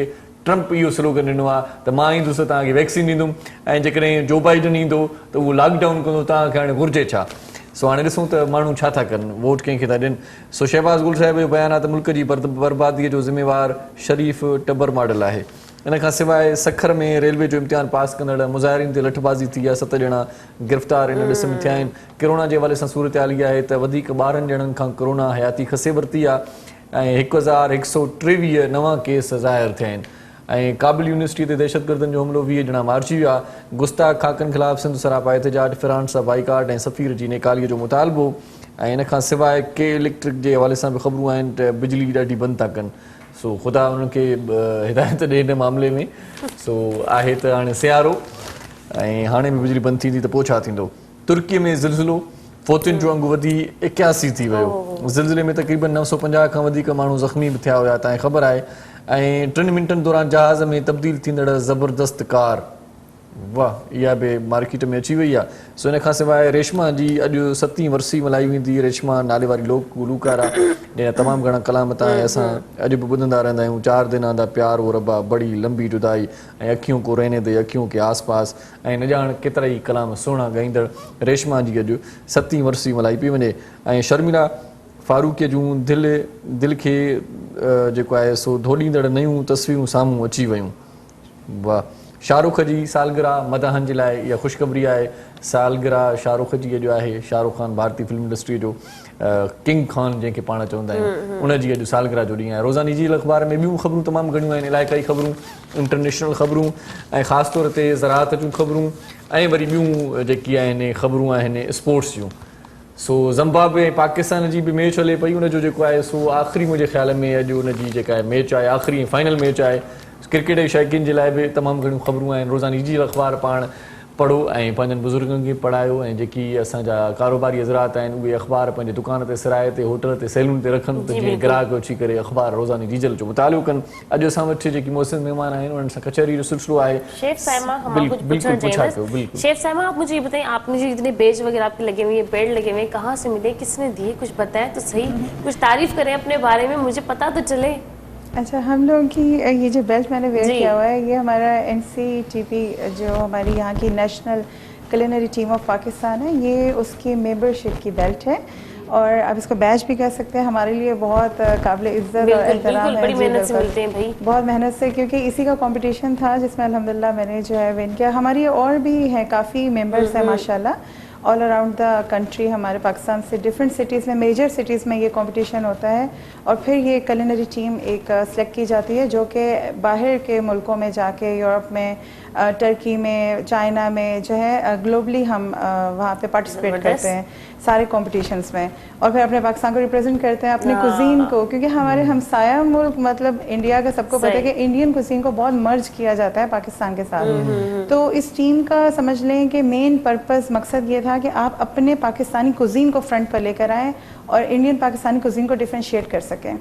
क्योंकि दुबई में भी अक्सर ऐसा होता था कि ड्यूरिंग वर्क अगर मैं कुछ कुक करती थी तो मेरे साथी वर्कर्स यही समझते थे कि ये इंडियन कुजीन है, लेकिन मैं उनको फिर ये बताती थी कि हमारा कुजीन है, ये पाकिस्तानी खाना है। तो अल्हम्दुलिल्लाह वहाँ भी मेरी यही कोशिश होती थी कि अपने पाकिस्तानी खाने को फ्रंट पे लाया जाए और हमारी टीम भी यही कर रही है अल्हम्दुलिल्लाह। हमारे पाकिस्तान के खाने दूसरे ममालिक में बहुत बड़ा स्कोप है इस चीज का, बहुत ज़्यादा, बिल्कुल, क्योंकि इस टीम का जो हमारा आगाज़ हुआ था वो 5 जनवरी 2016 में हुआ था। पहली बार हमारे इंटरनेशनल रिप्यूट के जो रिप्यूटेड शेफ्स हैं हमारे माशाल्लाह, वो पाकिस्तान आते हैं, यहाँ पे डिफरेंट सिटीज़ में आके एक अच्छे हाई लेवल पे वो कॉम्पिटिशन्स करवाते हैं, फिर वो ऑडिशंस जो होते हैं उसमें एक बहुत ही फाइन शेफ्स की सिलेक्शन होती है। अच्छा। वो जो टीम सिलेक्ट होती है, डिफरेंट डोमेन्स होते हैं, कोई पेस्ट्री में आ रहा है, कोई बेकिंग में आ रहा है, कोई कुजीन्स, हॉट कुजीन से आ रहा है, तो ये हॉट किचन की तरफ से आ रहा है, तो ये सारे मिलके और एक बहुत ही फाइन शेफ्स की टीम होती है जो बाहर फिर कोई भी कंपटीशन आता है तो लड़ने जाते हैं वहाँ पे, लाइक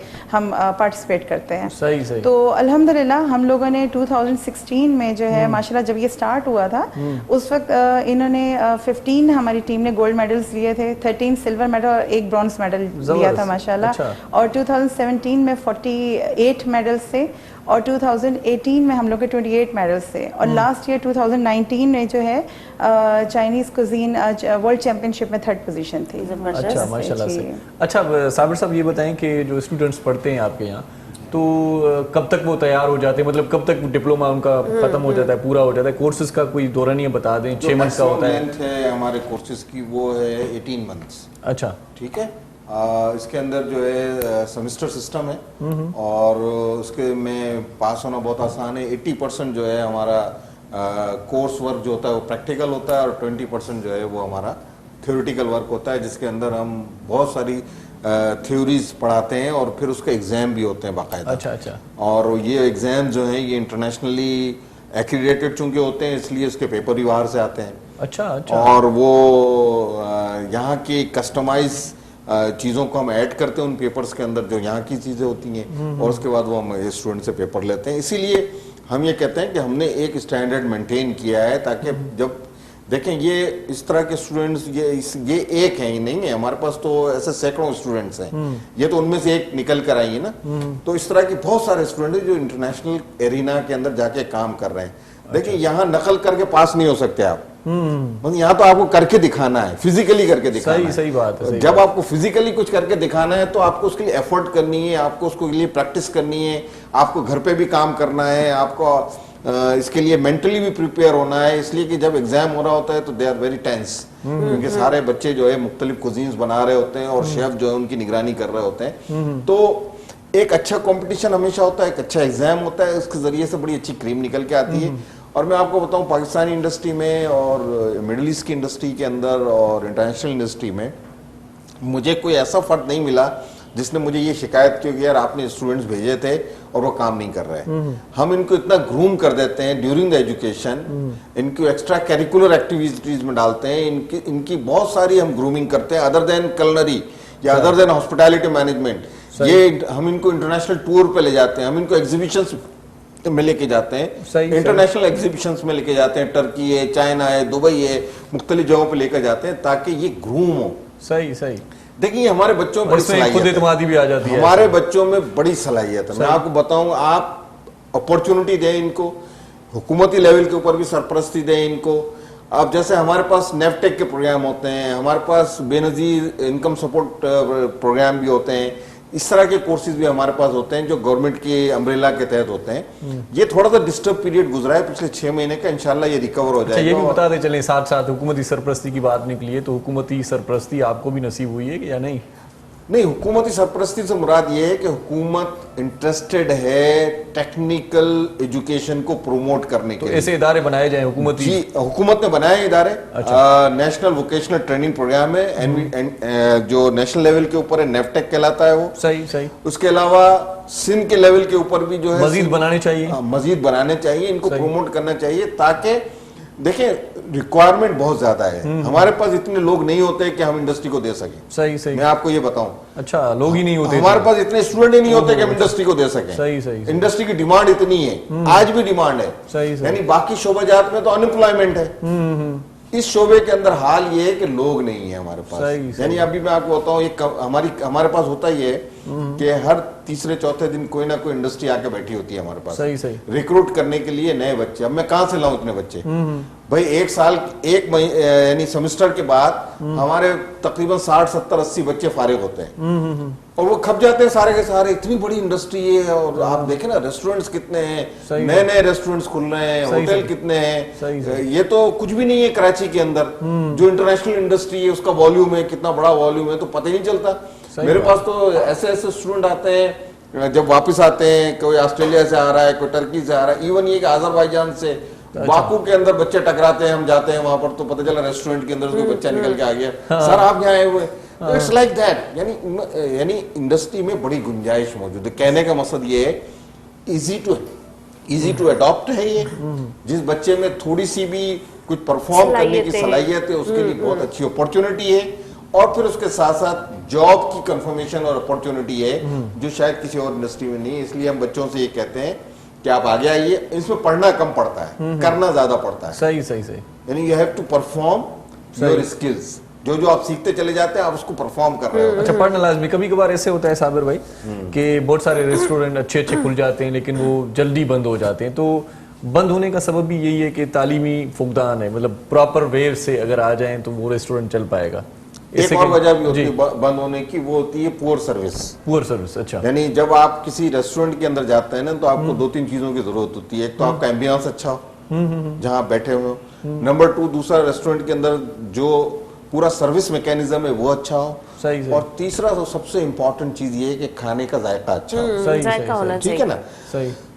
इसके लिए शेफ बहुत इंपॉर्टेंट है। सही, इसीलिए अच्छे शेफ्स की डिमांड इतनी ज्यादा है शहर के अंदर। तो मैं आपको अंदाजा लगाऊं कि मैंने अभी पिछले दिनों एक शेफ मुझसे कहने लगे थे, यार मैंने पूछा कितने पैसे ले रहे हो, तो उसने कहा 2 लाख रुपए ले रहा हूँ। और मेरे पीछे दूसरे रेस्टोरेंट वाले लगे हुए, वो कह रहे हैं 2.5 लाख रुपए मेरे पास आ जाओ। अच्छा अच्छा। यानी इतनी डिमांड है शेफ्स की।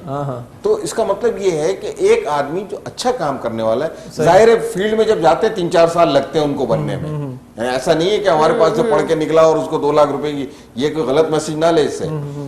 जब फील्ड में जाएंगे शुरू होगा 25, 30, 40 हजार रुपए मेहनत करके दिखानी है। लेकिन आप जब परफॉर्म करेंगे 3-4 साल के अंदर, आप ग्रूम कर जाएंगे, आप हेड शेफ बन जाएंगे, आप सूप शेफ बन जाएंगे, आप एग्जीक्यूटिव शेफ बन जाएंगे, तब फिर स्काई इज द लिमिट। यानी मैं आपको बताऊं, एक शेफ के, अभी एक शेफ आया हुआ टर्की से, उसके 5 करोड़ फॉलोवर हैं। अच्छा, अभी आया हुआ है, क्या कहने यार, कराची के अंदर। हमारा एक शेफ है, शेफ रईस, उसके मिलियंस एंड मिलियंस के अंदर फॉलोवर है। तो बात ये है कि ये बहुत अच्छी इंडस्ट्री। अच्छा साइमा जी, आप बताएं, तो आपको भी ऑफर्स आई होंगी बहुत सारी जगह से, तो आप कुलिनरी टीम का हिस्सा हैं या कहीं जाने का इरादा है? नहीं, मेरा अभी फिलहाल जाने का कुछ भी हो सकता है। हो सकता है होने को तो कुछ भी हो सकता है, अच्छी लेकिन नहीं अपॉर्चुनिटी कहीं से मिल फिलहाल। गई तो बंदा चला जाता है। नहीं, असल में क्योंकि मैंने अपना करियर स्टार्ट ही बाहर से किया था, बाद में मैं पाकिस्तान आई हूँ कुछ साल वहाँ पे काम करके प्रोफेशनली।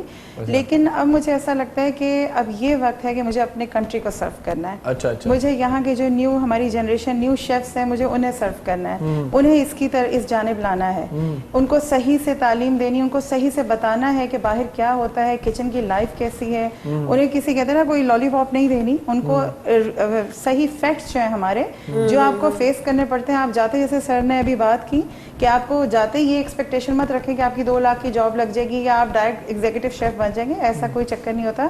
इसके पूरे आपके लेवल्स हैं, आप जितना स्किल्ड हैं, आप जितने मेहनत करेंगे, अपना टैलेंट शो करेंगे, उतना ही आप इंशाल्लाह आगे बढ़ते हैं। और नो डाउट टैलेंट की हर जगह कदर है, किसी भी आप मुल्क में हो, चाहे अपने मुल्क में चाहे बाहर, टैलेंट की कदर है। और अल्हम्दुलिल्लाह हमारे कंट्री में बहुत टैलेंट है, बहुत ज्यादा। सही। तो अब ये वक्त था कि मैं अपने कंट्री को सर्व करूं, इस वजह से अभी मैं यहीं पर हूँ अल्हम्दुलिल्लाह। सही सही। जी। अपनी फैमिली को भी बताती होंगी आप तो भाई आ जाएं इस फील्ड में, बहुत अच्छा काम है। हाँ। बिल्कुल, लेकिन अल्हम्दुलिल्लाह ऐसा है कि क्योंकि मैं अभी पहली और वाहिद ही शेफ़ हूँ, लेकिन बहुत सारी इंस्पिरेशंस हैं। उनको लगता है कि हाँ मतलब साइमा जा रही है तो ये भी कर रही है माशाल्लाह, कहाँ से स्टार्ट लिया था मैंने, आज कहाँ पे हूँ। तो उनको भी होता है कि नहीं बिल्कुल वाई नॉट, हमें भी आना चाहिए, अपने बच्चों को लेकर आना चाहिए। सही सही। साबिर भाई कोई मैसेज देना चाहेंगे आखिर में जाते जाते, अपने इदारे के हवाले से कुछ बताना चाहेंगे जो रह गई हो बात? मैं जो मैसेज देना चाहता हूँ ये कि मैं हमेशा अपने स्टूडेंट से भी ये बात कहता हूँ और ऑडियंस से भी कहता हूँ कि किसी भी फील्ड में जाएं, चाहे आप प्रोफेशनल शेफ बने, चाहे होटलियर बने, चाहे ट्रैवलर बने या फूड सेफ्टी एंड हाइजीन के अंदर जाएं, देखें इस वक्त पाकिस्तान को हमारी ज़रूरत है और हमें पाकिस्तानी फूड को प्रमोट करना है, हेल्दी फूड को प्रमोट करना है, पाकिस्तान का नाम रोशन करना है। सही। पाकिस्तान के वफादार रहें, अपनी धरती के वफादार रहें। हम हैं, पाकिस्तान है तो हमें, हमारी पहचान है। नंबर एक, पहली बात तो ये। दूसरी बात ये कि प्रोफेशनल ग्रो होने में कभी जो है वो बेईमानी ना करें। सही सही।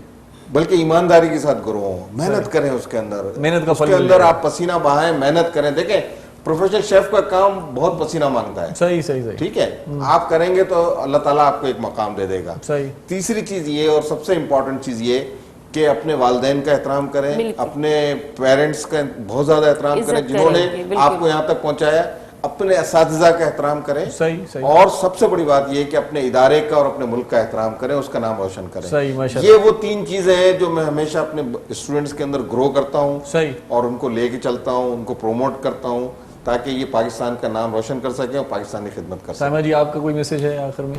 मैसेज मेरा अच्छे अच्छे खाने पकाएं, अच्छे अच्छे खाने खाएं। वो तो बनाएं, घर वालों को भी खुश रखें। लेकिन सबसे बड़ी बात इस फील्ड को लेके मैं यही कहूँगी कि ख़वातीन को आगे आना चाहिए।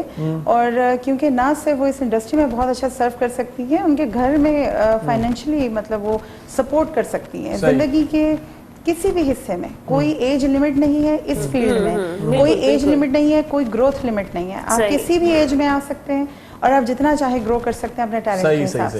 बहुत शुक्रिया साबिर साहब आपका हमारे प्रोग्राम तशरीफ लाए। शेफ साइमा मकबूल आप भी हमारे प्रोग्राम में तशरीफ लाए, बहुत शुक्रिया। जाते जाते आपको एक अच्छा सा सॉन्ग सुनाते हैं, क्या ख्याल है? हाँ, हमारा दूसरा सेगमेंट भी शुरू होने वाला है ब्यूटी का, लेकिन आपको एक अच्छा सॉन्ग मोहरम नाज की आवाज में सुनवाएंगे, उसके बाद प्रोग्राम की तरतीब को आगे बढ़ाते हैं। जी सही मोहरम सही ता ले सही आने वरूंगा सर मेहरबानी था यार।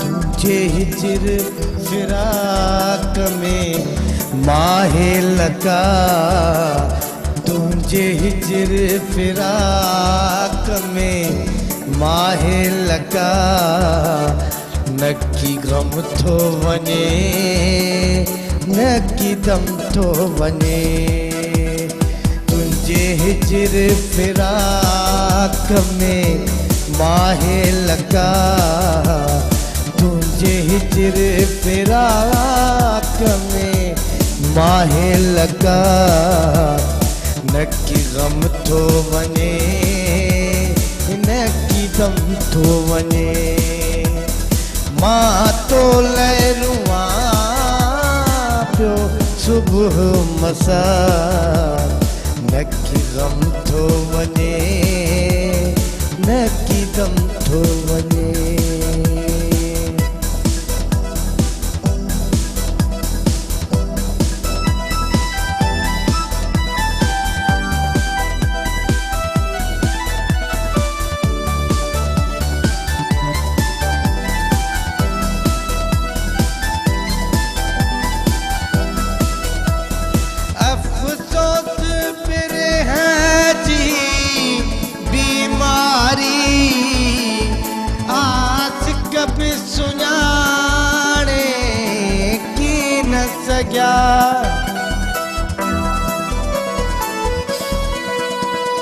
अफसोस बिरे है जी बीमारी, काश भी सुनाने की न सजा, मुझे दर्दन जी कई कहन दवा मुझे दर्दन जी कई कहन दवा न की गम थो वञे न की दम थो वञे तुझे हिजर फिराक में माहे लगा न की गम थो वञे न की दम थो वञे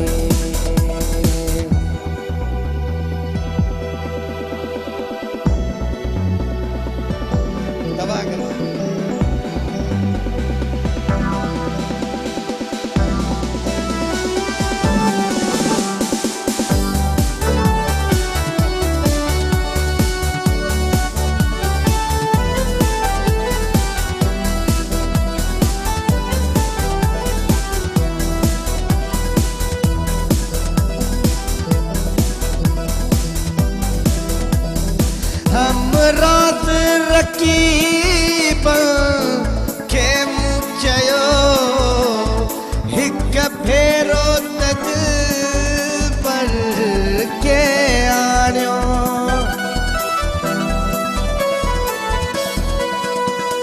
हम रात रकीब के मुचयो हिक फेरो तज पर के आयो अफसोस जो हिकड़े कई भी नहा अफसोस जो हिकड़े कई भी नहा न की दम तो वञे न की गम तो वञे तुझे हिजर फिराक में माहे लगा न की गम थो वञे न की दम थो वञे मां तो लहरुआ पियो सुबुह मसा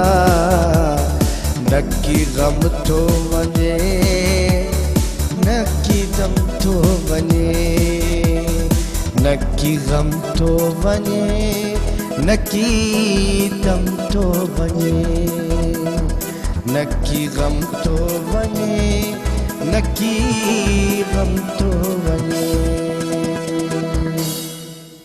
ऐं न की दम थो वञे न की गम थो वञे अॼु तव्हांखे ॿुधायोसीं ख़ासि तौर ते होटल मैनेजमेंट जे हवाले सां तव्हांखे ॼाणंदीसीं असां सां executive director college of tourism and hotel management ऐं chef Saima Maqbool sahiba member faculty and national culinary team Pakistan tourism and hotel management Sabir sahab chef Saima Maqbool आप दोनों का बहुत शुक्रिया आप हमारे प्रोग्राम में तशरीफ़ लाए नंढड़ी साई वठूं था ऐं मोटी अचूं था त पोइ ब्यूटी सेगमेंट असांजो स्टार्ट थींदो जंहिंजो पाण पहिरियां बि ऐलान करे चुकासीं हाणे तव्हां वधीक इंतज़ार नथा करायूं नंढड़ी साई पहिरियां हलंदासीं कमर्शियल ब्रेक जी तरफ़ ब्रेक खां पोइ जल्द वापसि था अचूं ॾिसंदा रहो पंहिंजो प्रोग्राम सलाम सिंध खुशहाली है अमन जोड़े पैगाम मुझे सिंध के सलाम सलाम सिंध खुशहाली है अमन जोड़े पैगाम मुझे सिंध के सलाम सलाम सिंध जी भलीकार चऊं था तव्हांखे पंहिंजो प्रोग्राम सलाम सिंध में ऐं थोरी देरि पहिरियां साई ते वञण खां अॻु में तव्हांखे ॿुधायोसीं त मोटी ईंदासीं त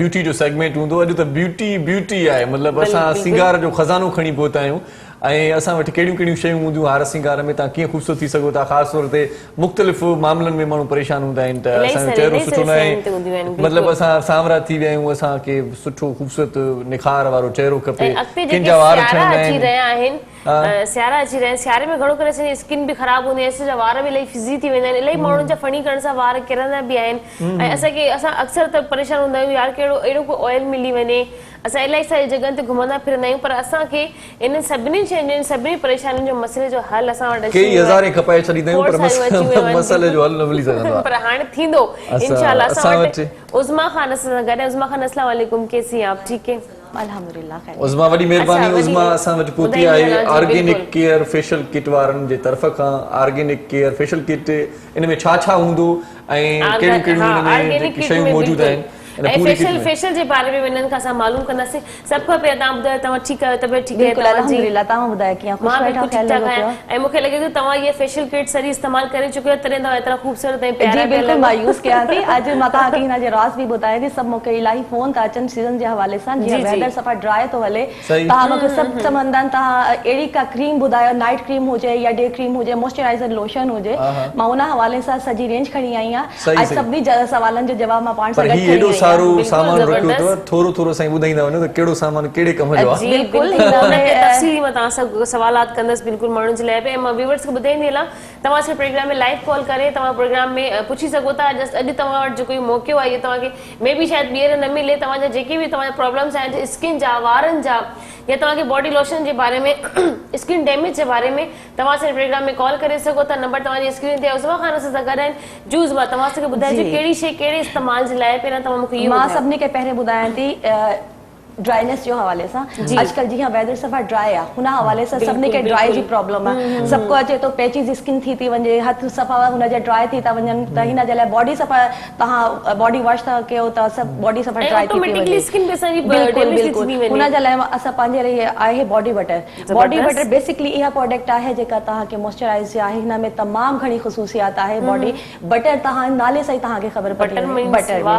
ठीकु आहे। ऐं वरी हिन खे यूज़ जो तरीक़ा इहा अथसि, तव्हां हिन खे वॉश खां पोइ जेका बॉडी वॉश Face wash कयो, करे, body wash बॉडी करे। वॉश कयो, बॉडी जी। जी क्रीम आहे तव्हां बॉडी ते यूज़ कयो, उनखे तव्हां सॼी बॉडी ते हिन खे लॻाए। हिन में चिपचिपाहट न आहे। अच्छा, पहिरीं ॻाल्हि बिल्कुल हिन में। जेकी अक्सर हाँ, असां बिल्कुल, लॻाइण खां अक्सर पोइ तव्हां skin चिप कंदी आहे, कंदी आहे, तव्हां बिल्कुल, सभु घबराईंदव। असां मॉइस्चराइज़र हाँ, वठा पाण खे हणंदासीं त हिन जे लाइ असांजी स्किन सफ़ा ड्राई थी वेंदी। हिन में इहा ख़ुशूसियात आहे, हिन में ड्राई उहा चिपचिपाहट न आहे।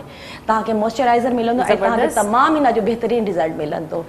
ॿी तव्हांखे मां अहिड़ी शइ थी ॿुधायां, हाणे सभिनी खे आहे जेका असां केॾे बि वञूं था त असां पंहिंजे हैंड कैरी में इहा प्रोडक्ट आहे लोशन बॉडी। ठीकु आहे। हिन में मॉइस्चराइज़र मां तव्हांखे इहो ॿुधायोसीं इलाही घणो आहे ऐं तमामु सुठी प्रोडक्ट आहे। हिन जो यूज़ जो तरीक़ो इहा तव्हां बसि रुगो एतिरो मां ड्रॉप कयो अथसि ऐं तव्हां पंहिंजे हथनि ते हीअं ज़बरदस्त। ऐं बहितरीनु इहा प्रोडक्ट आहे। इहा बि मॉइस्चराइज़र आहे, एलोवेरा सां गॾु आहे। हिन जी ख़ुशबू तमामु सुठी आहे। तव्हां ट्राई कंदो तव्हांखे पाण महसूसु थींदो। बिल्कुलु मूंखे इहो थोरो ॾेखारिजो। जी, बिल्कुलु। इहा प्रोडक्ट हिन में तव्हां कंहिंसां हथ बि मिलाईंदो त तव्हांखे चिपचिपाहट फील न थींदी हिन अच्छा। में। ऐं हिन में यूज़ एलोवेरा करे body lotion, बिल्कुलु। Aloe vera body lotion. हिन में तमामु घणी ख़ुशूसियात ऐं वधीक ख़ुशूसियात इहा तव्हां पंहिंजे हैंड कैरी में हिन खे रखे था सघो। ज़बरदस्त। हाँ, ये मतलब इतना कैजुअली है, इतना इजी है, तो आने के पर्स में रख सको था। पर्स में इजी हैंड कैरी गाड़ी में आराम से रख सको था। हिन जी बॉटल जी पैकिंग भी इलाही तमामु सुठी अथसि ऐं ख़ुशबू तव्हां पाण ॾिसो तमामु बहितरीनु आहे। अरे मूंखे पाण फील थी थिए, मूंखे चिपचिपाहट न थी। मां कंहिंसां हथ बि मिलायां त मूंखे इहा घबराहट न थी वञे त मूंखे ऑयल थो महसूसु थिए या कुझु मूंखे इहा चिपचिपाहट थी ऐं थिए। हथनि में थोरी रौनक बि चमक बि बिल्कुलु अचे थी। बिल्कुलु इहा ॾिसो तव्हां पाण ॾिसो त तमामु चमकी पवनि था। सही, सही। ॿियूं कहिड़ी शयूं आहिनि? ॿियूं हिन में शइ मां तव्हांखे हिकिड़ी ॿुधायां थी। सबको अॼुकल्ह शौक़ु लॻो पियो आहे वाइटनिंग फेशियल जो, गोल्ड फेशियल। मार्केट तव्हां वञो था, सैलून वञो था, तमामु हिन जो महांगी प्रोडक्ट आहे, पर असां इहा खज़ानो खणी आया आहियूं वाइटनिंग विथ गोल्ड फेशियल। ज़बरदस्त। गोल्ड फेशियल तव्हां सैलून ते वेंदा हो त तव्हांखे ख़बर आहे हिन जी सैलून जे हवाले सां गोल्ड फेशियल केतिरो महांगो थो थिए। ऐं सभु को चवंदा आहिनि ॻोठ में ॿाहिराड़ियुनि में सभु असां चवंदा आहिनि गोल्ड फेशियल असां कराईंदासीं। गोल्ड फेशियल अलाए छा हुन में गोल्ड हूंदो, छा हूंदो, असली गोल्ड हूंदो। पर मां तव्हांखे हिकिड़ी अहिड़ी प्रोडक्ट खणी आई, हिन में वाकई गोल्ड आहे, पर तव्हांजी रेंज जे हिसाब सां तव्हांखे रिज़नेबल बि आहे ऐं तव्हांखे तमामु हिन जो सुठो रिज़ल्ट मिलंदो। माण्हू सोनो अहिड़ो थींदो जो सोनो तव्हां लॻंदो। फेशियल घर में करे सघो था। गोल्ड फेशियल सैलून वेंदा हो तव्हांखे गोल्ड फेशियल जो चार्जेस तव्हांखे घटि में घटि तव्हांखे इलाही चार्जेस आहिनि। सभु कुझु इन जे लाइ वो तव्हांखे बि ख़बर आहे पाउडर जैसे भी धक्का त मां इन जे लाइ मां गोल्ड फेशियल अॼु खणी आई आहियां। त सभु ही गोल्ड फेशियल जेका असांजे ॻोठनि में शादियूं थी थियनि, सभु चवंदा आहिनि असांखे का अहिड़ो फेशियल ॿुधाए असां घर में करे सघूं। इहा तव्हांखे जेका आहे ऑनलाइन बि मिली वेंदो। ऐं वरी हिन जी प्रोडक्ट जो गोल्ड फेशियल में result whitening result excellent result आहे। हिन में तमामु बहितरीनु हिन जी प्रोडक्ट आहे। वरी मां हिकिड़ी तव्हांखे अहिड़ी क्रीम थी ॿुधायांसि, मैजिक लिक क्रीम आहे उहा। सभु को चवंदा आहिनि असांखे को अहिड़ी क्रीम ॿुधायो नाइट क्रीम। बिल्कुलु बिल्कुलु ज़रूरु। असां सोण खां पोइ जेका सुम्हंदा आहियूं त सभु को चवंदा सुबुह उथूं त असांजी स्किन फ्रेश हुजे, ग्लो करे, त एंटी एजिंग क्रीम हुजे त मूंखे इलाही आहे। को असांखे फॉर्मूला लिखे ॾियो, वाइटनिंग क्रीम लिखे ॾियो। हाणे मां चवां थी फॉर्मूला का जान छड़ायो त तव्हांखे अहिड़ी क्रीम मां ॿुधायां थी। नाइट क्रीम असांजी आहे, हुन में एंटी रिंकल बि आहे, वाइटनिंग बि आहे, हुन में ग्लोइंग बि आहे, हर शइ हुन में Anti-age भी आहे। एंटी एज बि आहे ज़बरदस्त। उहा तव्हां क्रीम नाइट में यूज़ कयो तव्हांखे मां ॿुधायां थी हिते हूंदी आई थिंक तव्हां वटि बि जी, आहे इहा तव्हांखे मां हिनखे यूज़ बि ॿुधायां थी तव्हां पाण हिनखे यूज़ कंदो न तव्हांखे हिनखे थोरी ॾींहं में बि अगरि तव्हां यूज़ कयो था न जी, जी। तव्हांखे वाइटनेस मिलंदी हिन में अच्छा अच्छा ऐं तमामु बहितरीन प्रोडक्ट आहे इहा पोइ हिन तव्हां में- खीसे में रखी छॾिया न तव्हां घर वेंदो तव्हांजो खीसो ख़ाली थी वेंदो हिन माई तव्हांखे न छॾंदी हुई अहिड़ी क्रीम आहे सही। मां पाण हिनजी दीवानी आहियां मां पाण हणंदी आहियां अच्छा, माशाल्लाह अच्छा। तमामु बहितरीन आहे मतिलबु ये मर्दनि रात जे जो लाइ फार्मूलो वाकई में फार्मूलो- थी कोन थो सघे कोई बि लेडीज रात जो फार्मूलो कोन हणे जेकी सॼे ॾींहं जी सॼी फेस जी पॉल्यूशन हूंदी आहे जेकॾहिं तव्हां हिनखे यूज़ कंदो त उहा बि सॼी रिमूव थी वेंदी बिल्कुलु। ऐं तव्हांजे चेहरे ते ग्लो बि ईंदो सुबुह शाइन तव्हां बि पाण ईंदो हिनखे फेस वॉश कंदा सॼे फेस वॉश सां तव्हां हिनखे वॉश कंदव त तव्हांखे हिन जो बहितरीन रिज़ल्ट ज़बरदस्त, ज़बरदस्त। ऐं वाइट नाइट क्रीम बि आहे वाइटनिंग बि आहे प्लस हिन सां एंटी रिंकल बि आहे हिन सां ग्लोइंग बि आहे हिन मतिलबु हर फॉर्मूला जेका यूज़ कंदा आहिनि न ॻोठनि में फॉर्मूला इहा हिन खां प्लीज़ जान छॾायो बाक़ी में तव्हां एतिरी night महांगी cream use महांगी कयो तव्हां असांजी। फार्मूला ठाहींदा आहियो प्रोडक्ट ठाहींदा आहियो तव्हां हिकिड़ो दफ़ो हिननि क्रीम खे बि बिल्कुलु यूज़ बिल्कुलु करे use ॾिसो कयो। अच्छा फार्मूला सां ईअं थींदो आहे त उहे चेहरे जे लाइ अॻिते हली करे असर इलाही ख़राब असर छॾींदो ख़राब थी आहे वेंदा आहिनि तबाह थी करे ही चेहरे जे लाइ ठीकु आहे बिल्कुलु मतिलबु तव्हां ही 100% नुक़सान न आहे कोई बि बिल्कुलु न आहे छो हिन में फॉर्मूला न आहे या हर्बल स्टार जे आहे हर्बल क्रीम आहे त हिन सां वाइटनिंग जो आहे नाइट में आहे त तव्हां यूज़ कंदो नाइट में तव्हांखे सुबुह जो 100% रिज़ल्ट मिलंदो ॾींहं में बि अगरि तव्हां यूज़ कंदो तव्हांखे वाइटनिंग जो रिज़ल्ट मेल फीमेल ॿई इस्तेमालु करे सघंदा बिल्कुलु बिल्कुलु करे सघो था सही, सही, ॿी सही। असांजी प्रोडक्ट आहे असांजो एक्नी जी प्रोडक्ट आहे तव्हांजे कुझु प्रोडक्ट्स हितां बि जी एक्नी जी फेस वॉश आहे तव्हां एक्नी जो फेस वॉश जेका जंहिंखे थोरी थोरी एक्नी थी अॼुकल्ह शादियुनि जो बिल्कुलु, सीज़न आहे बिल्कुलु आहे। सबको ब्राइट अचे थी या छोकिरियूं अचनि थी असांजे फंक्शन ते हिकिड़ो बि दाणो थी थो वञे की असांखे दाणे बसि हल ॿुधायो हाणे असां फेस वॉश आंटी असांखे कयो अहिड़ो ॿुधायोसि त मां तव्हांखे चवां थी बेस्ट हिन जो फेस वॉश आहे एक्नी जो या एक्नी जो यूज़ कंदो तव्हांखे पाण हिन जो रिज़ल्ट मिलंदो ज़बरदस्त। इंशाल्लाह ऐं ॿी असांजी प्रोडक्ट आहे इलाही तमामु घणी रेंज आहे मां तव्हांखे ॿुधायांसि हिन में माशाल्लाह हर जेका सॼो सैलॉन जी प्रोडक्ट आहे हिन में सही। हेयर ट्रीटमेंट बि आहे हेयर ऑयल बि आहे डैमेज हेयर जी प्रोडक्ट बि आहे हिन में हा मां उहा ई ॻाल्हि करे रही आहियां सियारनि में घणो करे जी शैम्पू हिन जो कंडीशनर तमामु बहितरीन आहे जेका वार अॼुकल्ह छॾनि त सभिनी मां मेन उहा ई ॻाल्हि हर जी, प्रॉब्लम आहे जी।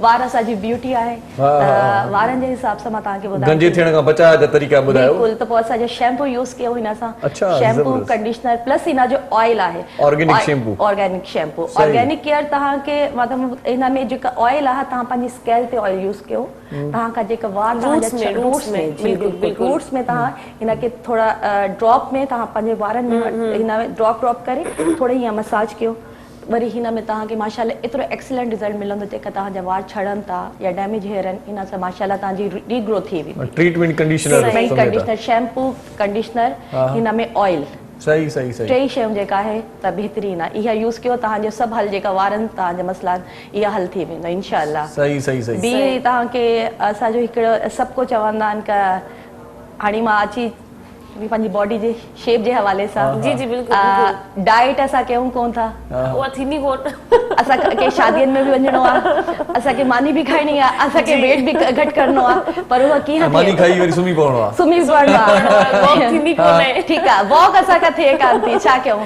टाइम कोन्हे बिल्कुलु हाणे मां हुन जे हिसाब सां तव्हांजे लाइ हिकिड़ी अहिड़ी प्रोडक्ट खणी आई आहियां की तव्हांजो जंहिं सां वेट बि लूज़ थींदो हिन जो साइड इफेक्ट बि न आहे सही हिन जो फेट मेशर्स जो आहे प्रोडक्ट जो आहे माशाल्लाह बहितरीन प्रोडक्ट आहे इहा तव्हां यूज़ कयो तव्हांखे महीने में रिज़ल्ट इंशाल्लाह गारंटी सां मिलंदो अच्छा हिनखे यूज़ कीअं करणो आहे जेकॾहिं असां हिनखे इस्तेमालु कयूं हिनखे यूज़ जो तव्हांखे डेली बेसिस ते तरीक़ेकार थोरो इस्तेमालु ॿुधायो पाणी में पीअणो आहे हा हिन में पाणी पीअणो आहे में गरम पाणी में न पीअणो आहे? नॉर्मल पाणी में नॉर्मल अच्छा केतिरी मिक़दार में विझणो हिकिड़ो चम्मच हिकिड़ो चम्मच में सुबुह जो नहार मुंहुं नहार मुंहुं कयो त बहितरीन आहे जब अच्छा, नहार अच्छा। मुंहुं कंदा त ज़ाहिरी ॻाल्हि आहे हुनजो रिज़ल्ट घणो पर मिलंदो डेली आहे। हिकिड़ो चम्मच करणो डेली या राति जो बि न खाई? डेली हिकिड़ो चम्मच डेली अच्छा। महीने जो ई सॼो कोर्स जो आहे कोर्स आहे तव्हां उहा कंप्लीट कयो त इंशाल्लाह तव्हांखे हिन में वेट लूज़ जी बि जेका तव्हांखे आहे न फैट थी त वञे तव्हांखे पुराणा कपिड़ा इंशाल्लाह थोरा पर इहा मां तव्हांखे ॿुधायांसि डाइट ज़रूरी आहे हिन में जी डाइट तव्हां जेसि ताईं डाइट न कंदो पोषण में तव्हां खायो इहा न आहे तव्हां सभु कुझु छॾे ॾियो न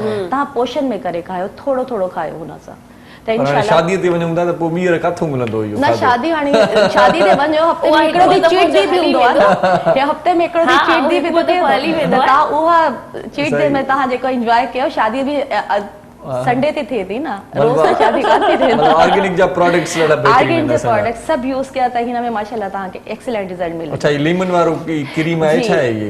इहा हिन में लेमन जी क्रीम आहे, हिन में मां तव्हांखे ॿुधायां इहा अहिड़ी क्रीम आहे, हीअ मार्क्स ही त हनी वारो ठीकु आहे। आहे, हनी जो मार्क्स आहे हिन में। मां त हिन जो विंटर जे हिसाब सां तव्हांखे हिन में हाणे मां इन जो बि क्रीम जो तव्हांखे ॿुधायां थी। इहा मार्क्स आहे, फेस मार्क्स जेका घर में छोकिरियूं इहा फेस चवनि थी फेशियल बि न आहे कराइणो, हाणे जल्दी जल्दी वञिणो आहे असांखे, फौरी रिजल्ट रिजल्ट अचे सही। त बस थोरो फेस वॉश करनि थी। हाणे छा कयूं, स्क्रब जो बि टाइम न आहे असां वटि, स्किन पॉलिशर जो बि न आहे टाइम, त उहो पंहिंजे जेके स्किन जे हवाले सां पंहिंजी स्किन ते इहा मार्क्स ट्राई करनि। सही सही। त हिन मार्क्स जो बि तव्हांखे वाइटनिंग जो रिजल्ट तव्हांखे मिलंदो, टाइटनिंग वारी स्किन उन हिसाब सां तव्हां यूज़ कयो। हिन में वाइटामिन ई बि आहे हिन में शामिल, त तव्हांखे इनशाला हिन जो रिजल्ट बि मिलंदो। हिन में फेशियल जो तव्हांजो रिजल्ट मिलंदो त तव्हां पाण ॾिसंदो फ़र्क़ु थिए थो। इहा जी बिल्कुलु वाकई में थींदो आहे, कॾहिं कॾहिं असांखे कंहिं पार्टी में वञिणो हूंदो आहे त असांखे बस जल्दी वारो हूंदो आहे, बस 5-10 मिनट में, हा 5-10 मिनट में हाणे काई अहिड़ी शइ मिली वञे फटाफट वारी, बस 10 मिंट में चेहरो अहिड़ो थी वञे, लिपस्टिक लॻायूं रेडी, छोकी मेकअप करण जो बि टाइम न हूंदो आहे। ऐं इंसान की कैजुअली जेकी लाइफ हूंदी आहे उनमें जेकॾहिं स्टिक लॻाए बेस लॻाए ॿाहिरि निकिरंदो, इहो बि इलाही ख़राबु लॻंदो। मूंखे रुगो इहो ॿुधायो ॿई वेठा आहियो, 5 मिंटनि में का औरत वाकई तयार थी वेंदी आहे? जी अॼुकल्ह तयार थी बिल्कुलु थी वेंदी आहे, वाकई अहिड़ी प्रोडक्ट अची वञे त वो 5 मिनट में ही 5 मिंट में बिल्कुलु। तव्हां पार्लर ते तव्हांजे वञण जो टाइम न आहे, तव्हां वटि टाइम शॉर्ट आहे, टाइम इज योर मनी, तव्हांजो टाइम जी बचत आहे, तव्हांजे पैसे जी बि बचत आहे। तव्हां होम रिकमेंड तव्हांखे कोन, तव्हां पंहिंजे घर में हिनखे यूज़ कयो। तव्हां पार्लर ते नथा वञे सघो, जेका असांजे ॻोठनि में रहनि थी, बहारी में आहिनि, पार्लर नथी वञनि, अलाउ न आहे सैलून वञनि, त उहा असांजी प्रोडक्ट इनशाला घर में यूज़ करनि। सही सही, ख़ासि तौर ते ॿाहिराड़ियूं जेके अॼु असांजी भेनरूं ॾिसनि पियूं, उहे जेके पार्लर ते वञण जी इजाज़त ॾियनि कि न। बिल्कुल। ऐं गोल्ड फेशियल मां चवंदी सैलून में अगर वञे त सबको चवंदा है गोल्ड फेशियल कराना है। गोल्ड फेशियल चार्जेस क्या है तो सुन के ना बाबा इतना चार्जेस, ना ना ना ना बाबा अच्छा चार्जेस क्लींजिंग के ये लगो ना वाकई में गोल्ड ही तो लगाइन चाहिए थे जो एडा पैसा। बिल्कुल बिल्कुल। त वरी हिन गोल्ड जे लाइ घबराईंदा आहिनि, मां चवंदी हुन जे लाइ ही किट जेका आहे न इहा परफेक्ट आहे। सही सही, मां त चवां थो त जेकॾहिं कंहिं वटि इहा किट आहे त सम्झो त ब्यूटी पार्लर हुन सां गॾु आहे। बिल्कुलु पार्लर हुन सां गॾु आहे। वरी जेका मेन मसलो थींदो आहे ॿियो तव्हांजो मसले जो हल बि असां खणी आया आहियूं वारनि जो, उहो तव्हांखे मां ॿुधायो शैम्पू कंडीशनर हेयर ऑयल। ऐं वरी हिन सां गॾु जेका मां तव्हांखे ड्राई स्किन जे हवाले सां ॿुधायो उहा बॉडी बटर आहे। मतलब जेकी छोकरा या जेकी माण्हू बिल्कुल गंजा थियण वारा आहिनि, थोरो गंजा थियण वारा माना उनखे ख़बर पइजी आहे 2-3 वार छंड था नाइट क्रीम जेका छोकरा यूज करन सियारे में हुए ही वार इलाही छड़ंदा आहिनि, खणी वो लेडीज हुजे खणी उहे छोकरा हुजनि, ऐं असांखे डेली सकी वञणो आहे, ऑफिस बि वञणो आहे। बिल्कुल बिल्कुल ज़ाहिर वारनि जी केयर करण जे लाइ उनखे कुझु प्रोटीन असांखे बि त कुझु मिलनि न। त तव्हांखे जेकॾहिं पंहिंजी हेयर जी केयर करणी आहे, उनखे प्रोटीन ॾियणो आहे, उनखे तव्हां ऑयल जो बि तव्हां वटि टाइम कोन्हे त तव्हां घटि में घटि डेली माण्हू विझंदो त आहे ई, तव्हां जस्ट ने शैम्पू सां जेकॾहिं तव्हां फ्रेश थी निकिरंदो तव्हांजे वारनि खे उहा हर शइ उहा हर प्रोटीन्स वग़ैरह सभु मिली वेंदियूं इज़ीली। ऐं ॿी ॻाल्हि तव्हांखे वरी मज़े जी ॿुधायां त तव्हां राब्तो करे सघो था, इहो समूरो सामान तव्हां वठी बि सघो था, घुराए बि सघो था। स्क्रीन ते हिन वक़्तु तव्हांखे नंबर नज़र अचनि पिया, इन्हनि नंबर्स ते तव्हां कॉल कयो ऐं ही पूरी जेका किट आहे इहा बि तव्हां वठी सघो था। ऐं जेको सामान तव्हांखे घुर्बल आहे, जेका ज़रूरत में आहे ऐं मां तव्हांखे हिन जी प्राइस बि रीज़नेबल जी जी जी हाणे तव्हां प्राइस जो कॉन्टेक्ट कयो त तव्हांखे ॿुधाईंदासीं। भली ॿुधाए छॾियो। न न मां तव्हांखे प्राइस तव्हांखे ज़्यादा बहितर आहे, मां तव्हांखे ॿुधाए पार्लर खां तमामु घटि हिन जी प्राइस आहे। ऐं हिकिड़ी फेशियल जी किट में तव्हांखे माशाल्लाह मुंहिंजे ख्याल में 10 फेशियल आराम सां निकिरी वेंदा। सही सही सही। मां पंहिंजे व्यूअर्स खे ॿुधाईंदी हलां जेके बि असांजो हिन वक़्तु भेनरियूं माइरूं न्याणियूं ॾिसनि थियूं, जिन खे जेकॾहिं कंहिंजी शादी वेझो आहे, शादी जी जीअं त तव्हांखे ख़बर ई आहे शादी जी सीज़न बि आहे, शादी जे दौरान हर छोकिरी चाहींदी, छोकिरी जे अलावा बि छोकिरी जी भेनरियूं, उन जूं साहेड़ियूं, उन जूं कज़नियूं चाहींदियूं आहिनि असां बि कुंवार जे लॻभॻि मुक़ाबले में हुजूं। तव्हां जेकॾहिं तव्हां वटि पार्लर वटि वञण जो टाइम न आहे ऐं वाक़ई में अॼुकल्ह थोरो कोरोना जी वजह सां बि इलाही सारा पार्लर्स बंदि बि आहिनि, माण्हू वञनि बि कोन था, त तव्हां इज़ीली पंहिंजे घर में हिन गोल्ड फेशियल गोल्ड खे तव्हां पंहिंजे घर में ऐं हुन सां गॾु नाइट क्रीम ज़रूरी, नाइट क्रीम के बिल्कुल इस्तेमाल कयो। कुंवार खे त बाक़ायदा पंहिंजे हथनि ते पेरनि ते फेस ते कुंवार त बिल्कुल पंहिंजे हथनि पेरनि जे लाइ तव्हांखे बॉडी बटर आहे, असांजो लोशन आहे, बॉडी लोशन आहे जेका आहे एलोवेरा सां गॾु, तव्हां उहा रेगुलर यूज़ कयो, तव्हांखे हुन में रिज़ल्ट मिलंदो। वरी नाइट क्रीम जो मां तव्हांखे स्पेशली ॿुधाए थी, हिन में इलाही तमामु घणी क्वालिटी या त तव्हांखे रिंकल दाना जेका आहिनि या तव्हांखे पिगमेंटेशन जो आहे मेन मसलो, त तव्हांजो हुन जो सोल्यूशन बि हिन में नाइट क्रीम में हाँ, मां प्रेगनेंटेशन जे बारे में मालूम करण वारी आहियां। अक्सर त असांजी ख़वातीन जॾहिं हामला जे दौरान थींदियूं आहिनि या उन जे बावजूद बि सनलाइट्स में वर्किंग वुमेन जेके ॿार कमु कनि पोल्यूशन वग़ैरह चेहरे ते इलाही लॻंदो आहे, त प्रेगनेंटेशन अॼुकल्ह एतिरो थी वियो आहे कैल्शियम जी कमी जे वजह सां बि थींदो आहे ऐं हूअं बि चेहरे ते एतिरा निशानात थी वेंदा आहिनि, त प्रेगनेंटेशन जा निशानात ख़तमु करण में हीअ हेल्प करे 100% हेल्प करे थी। सही। नाइट क्रीम जो मेन जेका आहे रीज़न ई आहे त Point इहो ई पॉइंट हूंदो ई आहे, आहे जी। त तव्हां नाइट क्रीम यूज़ कयो, छो राति जो तव्हां रिलैक्स थी त वञो सुम्हंदा हो त तव्हांजा जेका आहे बेड सर्कुलेशन जेका आहे उहा बि मूवमेंट जेका आहे माना बॉडी जे हिसाब सां थिए थी, त तव्हां रिलैक्स थींदव त तव्हांजा बॉडी सेल बि रिलैक्स थियनि था, तव्हां नाइट क्रीम यूज़ कंदो त तव्हांखे पोइ रिज़ल्ट मिलंदो। सही सही सही। सही। अच्छा, ऑर्गेनिक केयर हेयर ऑयल बि पियो आहे असां वटि, त इन जो कहिड़ो फ़ाइदो आहे वरी? ऑर्गेनिक केयर तमामु मसलनि जो हल आहे, जेका वार छॾंदा माना आहे, पहिरियां त शैम्पू ड्राइनेस लॻाए करे आहे, पोइ तेल लॻाए राति जो जी, खुश्की वग़ैरह जी खुश्की जे लाइ जेका वार छॾंदा आहिनि, खुश्की थिए थी, ड्राइनेस थिए थी तव्हांजा, त उन लाइ ऑयल आहे असांजो बहितरीनु आहे, सही, ऑयल सही। यूज़ कयो। शैम्पू आहे जेका मार्केट में शैम्पू आहिनि सभु चवंदा आहिनि असां शैम्पू मां ही शैम्पू यूज़ थी कयां त मुंहिंजा वार छॾिया, मूं हिन खां पोइ त मुंहिंजा घणा छॾे विया, त पोइ हाणे छा कयूं? असल में मार्केट में शयूं शैम्पू के पायदार ऐं असली मिलन बि पायदार बि आहिनि। मां तव्हांखे ॿुधायां हर्बलिस्ट जेका हर्बल प्रोडक्ट हूंदी आहे उहा नट सां ठहियल हूंदी आहे, त जेका हर्बल प्रोडक्ट में क्वालिटीज़ आहे न उहा ज़ाहिर सी तव्हांखे ख़बर आहे न खुशबू वारी प्रोडक्ट में न आहे एतिरी।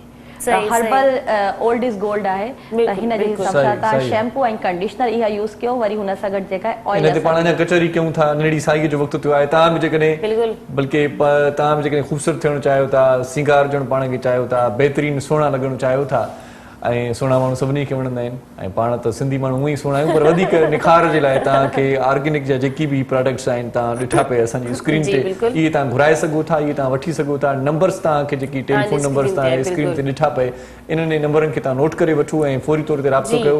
हीउ समूरो जेको बि सामान आहे उहो फौरी ऐं तौर ते तव्हां ज़रूरी ताईं न आहे पहुची त वेंदो। शो जे दौरान इहो नंबर से हली रहियो, तव्हां इन जे तव्हां लिखी छॾियो पाण वटि, तव्हां शो ख़तमु थियण खां पोइ बि तव्हां जॾहिं तव्हांजी दिलि करे तव्हां इन नंबर ते कॉल करे तव्हांजी काई बि परेशानी आहे, वारनि जी आहे, स्किन जी आहे, ऑयलिंग जी आहे, ड्राई स्किन जी आहे, खुश्की जी आहे, नाइट क्रीम जी आहे, डार्क सर्कल जी आहे, तव्हां इन क्रीमनि खे इस्तेमालु करे 100% गारंटी सां ही प्रोडक्ट सघो मार्केट था। में मौजूद आहिनि ऐं हिननि जो स्लोगन बि आहे त 100% गारंटी आहे ऑर्गेनिक जा improve आहे, इहे सभु improve में आहे। आहे, बिल्कुलु। सही सही सही। बिल्कुलु। सो ही नाज़रीन, नाज़रीन हिकिड़े बिल्कुलु कमर्शियल ब्रेक जे बिल्कुलु बिल्कुलु ऐं उज़मा तव्हांजी वॾी महिरबानी Thank लख you so थोरा much, thank तव्हां you so असांजे much। प्रोग्राम खे वाकई में बि 15 मिंट 20 मिंट जेके गुज़रिया ॾाढा ख़ूबसूरत गुज़री Thank आहिनि you so much, thank ऐं you। माशाल्लाह असांखे माना ही जेका खोड़ क्रीम तव्हां सारी ॿुधाई आहे शयूं, न बिल्कुलु। त हे त टई मां पाण थो खणी वञां वधीक तव्हांजी भली मर्ज़ी भली आहे। तव्हांजो ई तोहफ़ो आहे, तव्हांखे बिल्कुलु ज़रूरत बि आहे, तव्हां खणी वञो। नंढड़ी साई वठूं था। हलंदासीं कमर्शियल ब्रेक जी तरफ़, ब्रेक खां पोइ जल्द वापसि था अचूं, असां सां गॾु रहिजो, ॾिसंदा रहो सलाम सिंध। खुशहाली है अमन जोड़े पैगाम मुझे सिंध के सलाम सलाम सिंध। खुशहाली है अमन जोड़े पैगाम मुझे सिंध के सलाम सलाम सिंध। जी भलीकार चऊं था तव्हांखे पंहिंजे प्रोग्राम सलाम सिंध में हार सिंगार जी ॻाल्हि कईसीं, ख़ूबसूरती जी ॻाल्हि कईसीं, पंहिंजो पाण खे ठाहिण जी, पंहिंजो पाण खे वणाइण जी ॻाल्हि पाण करे चुकासीं। असांखे बि ऑर्गेनिक वारा बिल्कुलु। तमामु घणा तोहफ़ा ॾेई विया आहिनि। असां ॿ टिनि ॾींहंनि में ॾाढा ख़ूबसूरत नज़र अचण वारा आहियूं टीवी ते। नाइट क्रीम यूज़ करे, फेशियल करे, ख़ासि करे जेको वाकई में उहो ई मां ॻाल्हि कंदसि, सियारा हुया त ज़ाहिर आहे स्किन इलाही डैमेज रहे पई। नंबर अगेन मां तव्हांखे ॿुधाईंदी रहियां, हिननि जो स्क्रीन ते अची रहियो आहे, जेकॾहिं तव्हांखे हिन में काई बि शइ खपे, अची वियो हुयो नंबर ऐं हाणे तव्हां हुनखे नोट करे छॾियो हूंदो। बिल्कुलु। सो असांजी ख़ूबसूरती जो राज़ सची ॻाल्हि इहा आहे त पाण जेको आहे सो जेकॾहिं तव्हां वधीक ख़ूबसूरत रहणु चाहियो था त नियत साफ़ रखो, दिलि साफ़ रखो, तव्हां ॾाढा ख़ूबसूरत लॻंदव। ऐं पाणीअ जा जेके आहिनि से 8 गिलास रोज़ानो पीअंदा कयो, तव्हांजे चेहरे में निखार अची वेंदो। इन खां वधीक जेका ख़ूबसूरत ॿी टिप तव्हांखे ॾियां, ॿी टिप तव्हांखे ॾियां, ख़ूबसूरती टिप त ॿुधो न। जी जी ॿुधायो। ख़ूबसूरती टिप ॿी आहे त ख़ूबसूरत माण्हुनि सां वेहंदा कयो, मिलंदा कयो, हुननि सां कचहरी कंदा कयो। चवंदा आहिनि त गॾु वेहण सां कॾहिं कॾहिं माण्हू ख़ुशबू ऐं आदतूं ऐं निखार अची वेंदो आहे। काफ़ी सारियूं शयूं असांखे सिखण जे लाइ मिलंदियूं जीअं तव्हां मूंसां गॾु वेही करे शाइरा थी विया आहियो, तव्हां मूंसां गॾु वेही करे ख़ूबसूरत हुस्न परस्त थी विया आहियो। हुस्न परस्त अॻे ई हुयासीं। उस्ताद बुखारी मूंखे शेर यादि अचे थो त अधूरो अयाणो अॻे ई हुयुसि मां, अधूरो अयाणो अॻे ई हुयुसि मां, रहियल होश मुंहिंजो उॾारे छॾियईं, अलाए त काॾे वयुसि पई बुखारी, अजायो निहारे बीहारे छॾियईं। सो उस्ताद बुखारीअ खां पोइ वरी ज़िक्र कयूं था उस्ताद मुहर्रम नाज़ जो। सो उस्ताद मुहर्रम नाज़ खे चऊं था, गुज़ारिश कयूं था। सर मां बि इहे ॻाल्हि पियो कयां तव्हां उस्ताद बुखारी जे शेर सां त कलाम थो ॿुधायो। अलाए काॾे पियो वियासीं बिना अजाई निहारे बीहारे छॾियईं। मूंखे तव्हां अॼु सॼो ॾींहुं 2 कलाक ये विहारे छॾियो विहारे छॾियईं। ॿुधो साईं अॼु ख़ूबसूरती ॻाल्हि हरू बुरोज विहारे छॾियई अॼु ऐं ख़ूबसूरती ॾाढो ॻाल्हि इहो इन अॼु ते माना इलाही ॼाण मिली असांखे ऐं ख़ूबसूरती ते मां त लाइनअप बि कई वेठो जी, जी। सॉन्ग पोइ तव्हांखे ॿुधायां डेडिकेट कंहिंखे कंदो? इहो मां पंहिंजो पाण खे पहिरें इहो- नंबर इहा ते कहिड़ी सुनो ॻाल्हि थी आहियां वई? पाण खे तव्हांखे बि तव्हांखे बि चवां जी तव्हां असां ॿिन्हिनि खे तव्हां डेडिकेट कयो वाह, वाह, पंहिंजे गजब, दोस्तनि वाह, जे गजब। नाले। वाह, वाह, गजब। दिल विच तेरा प्यार वसा के वेखी जावा कोल बिठा के सारे गरे सारे सारे गरे धसा सारे गरे सारे सारे गरे धसा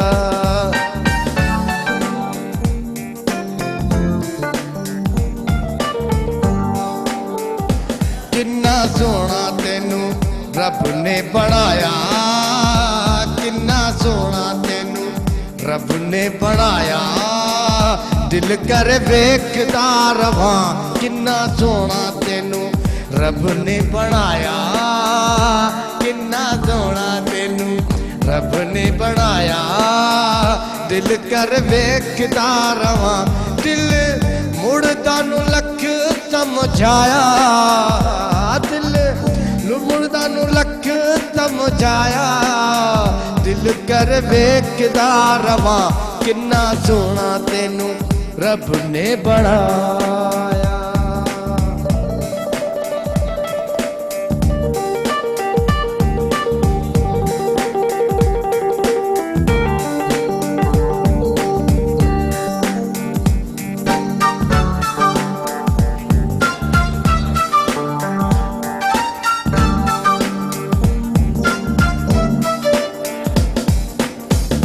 दिल विच तेरा प्यार वसा के वेखी जावा कोल बिठा के दिल विच तेरा प्यार वसा के वेखी जावा कोल बिठा के तेनू दिल वाले हो तेनू दिल वाले शीशे च सजाया तेनू दिल वाले शीशे च सजाया दिल कर वेखदा रवां किन्ना सोना तेनू रब ने बनाया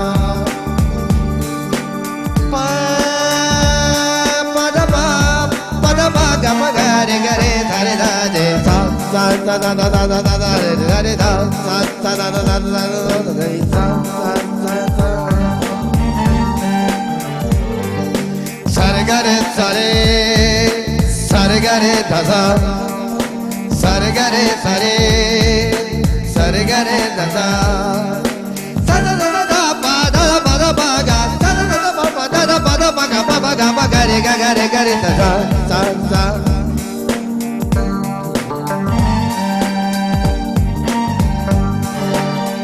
दिल विच तेरा प्यार वसा के वेखी जावा कोल बिठा के तेनू दिल वाले शीशे च सजाया तेनू दिल वाले शीशे च सजाया दिल कर वेखदा रवां किन्ना सोना तेनू रब ने बनाया दिल कर वेखदा रवां किन्ना सोना तेनू रब ने बनाया सारे गरे सारे सारे गरे सारे सारे गरे धसा सारे गरे सारे सारे गरे धसा अदाई होते साईं वाल इतना सोना मेनू रब ने बनाया जी करे मैं खुद को वेख ही दी रवा। वाह वाह वाह वाह वाह अच्छा इरशाद इलाही ॾींहं थी विया आहिनि असां जेके आहिनि गाना अॼु असांजो प्रोग्राम बि ईअं गुज़री वियो गुफ्तगू में इलाही तव्हां मूंखे कोई गानो ॿुधायो न मां गानो ॿुधायां प्रोग्राम खे बंदि क्यों होना ख़तम न क्यों न न बंदि छो थींदो तव्हांजी बि एतिरी प्यारी आवाज़ आहे हिननि छो जो त प्रोग्राम जो बि ऑर्गेनाइज़ थियण वारो आहे उन जे बारे में बि बाद में कॾहिं ॻाल्हाईंदासीं पर तव्हां प्रोग्राम जो वक़्तु बि हाणे असांजी पुॼाणी ते पहुची वियो आहे ऐं तव्हां मूंखे लास्ट में गानो ज़रूरु ॿुधाईंदो मां जेसिताईं पंहिंजे व्यूअर्स खां पंहिंजी जेके असांजा चाहींदड़ आहिनि उन्हनि खां मां इजाज़त वठां थी नाज़रीन प्रोग्राम जो वक़्तु पंहिंजी पुॼाणी ते पहुची वियो इंशाल्लाह सुभाणे तव्हांजी ख़िदमत में मां सदफ़ भुट्टो तव्हांजी होस्ट वरी हाज़िर हूंदसि तेसिताईं पंहिंजो पंहिंजे घर वारनि जो जेके तव्हां सां मोहबत कंदा आहिनि जिन सां तव्हां प्यार कंदा आहियो उन सभिनी जो खोड़ सारो ख़्यालु रखिजो असां सां गॾु आहिनि जी आउं इरशाद जागीरन तव्हां खां मोकिलायां थो जी लतीफ़ जी मिठी ॿोली सुभाणे वरी मिलूं था आख़िर में सदफ़ जी फरमाइश ते जी, बिल्कुलु। हिकिड़ो परदेसनि जे लाइ कलाम आहे जेकी ख़ासि तौर ते दुबई सऊदी या ॿियनि मुल्कनि में असांजा मिठा दोस्त रहनि था उन्हनि जे अचण जो ओसीड़ो हिते पाकिस्तान में हूंदो आहे बसि जानी अचे त पोइ कम सणावा थी पवंदा उस्ताद मरमनाज़ जो साथ हूंदो इजाज़त हूंदी उस्ताद साईं ॻायूं भले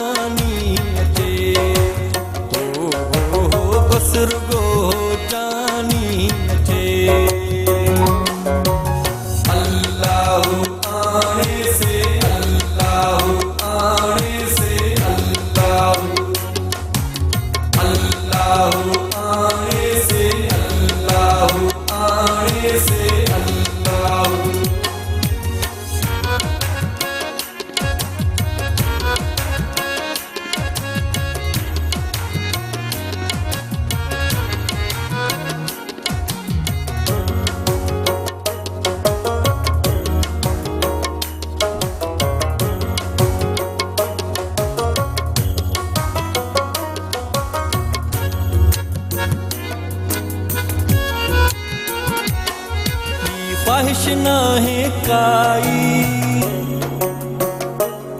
बस खत्म थे ही जुदाई ख्वाहिश ना है काई बस खत्म थे ही जुदाई गॾु खाए भी पो मिठाई बस रुगो जानी अचे बस रुगो जानी अचे अल्लाह आने से अल्लाह आने से अल्लाह आने से अल्लाह आने से अल्लाह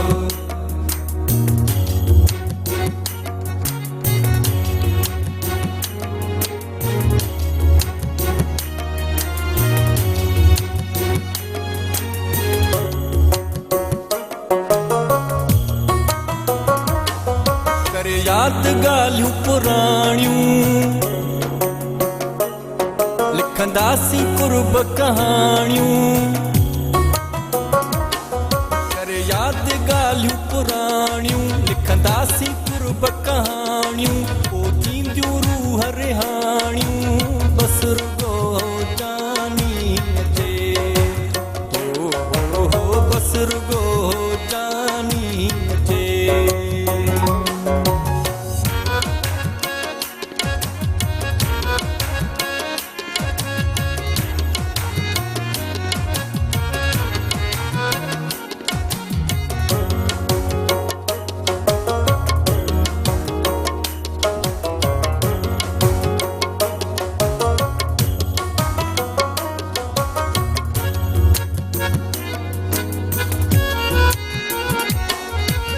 इरशाद गीत पोगाईंदो सुरमो अखियुनि में पाईंदो इरशाद गीत पोगाईंदो सुरमो अखियुनि में पाईंदो ऐं वार पंहिंजा ठाहींदो बसि रुॻो जानी अचे हो बसि रुॻो जानी अचे बेसुकारो लाहियां ॿियो वॻो को पायां मां बि ईअं थो चाहियां बसि रुॻो जानी अचे हो बसि रुॻो जानी अचे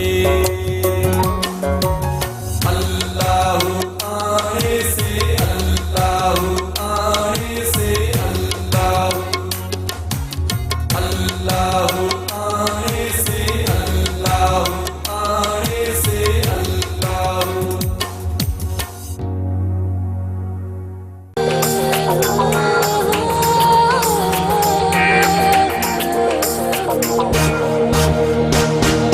सुबह सुबह जो पखी अखेर मां उडरे थो हरी नारी रब खे संभाले निकिरे थो हिन सरज़मीन सिंध ते जीअं सजो घुरे थो खुशहाली ऐं अमन जो ॾे पैगाम मुंहिंजे सिंध खे सलाम सलाम सिंध मुंहिंजे सिंध खे सलाम सलाम सिंध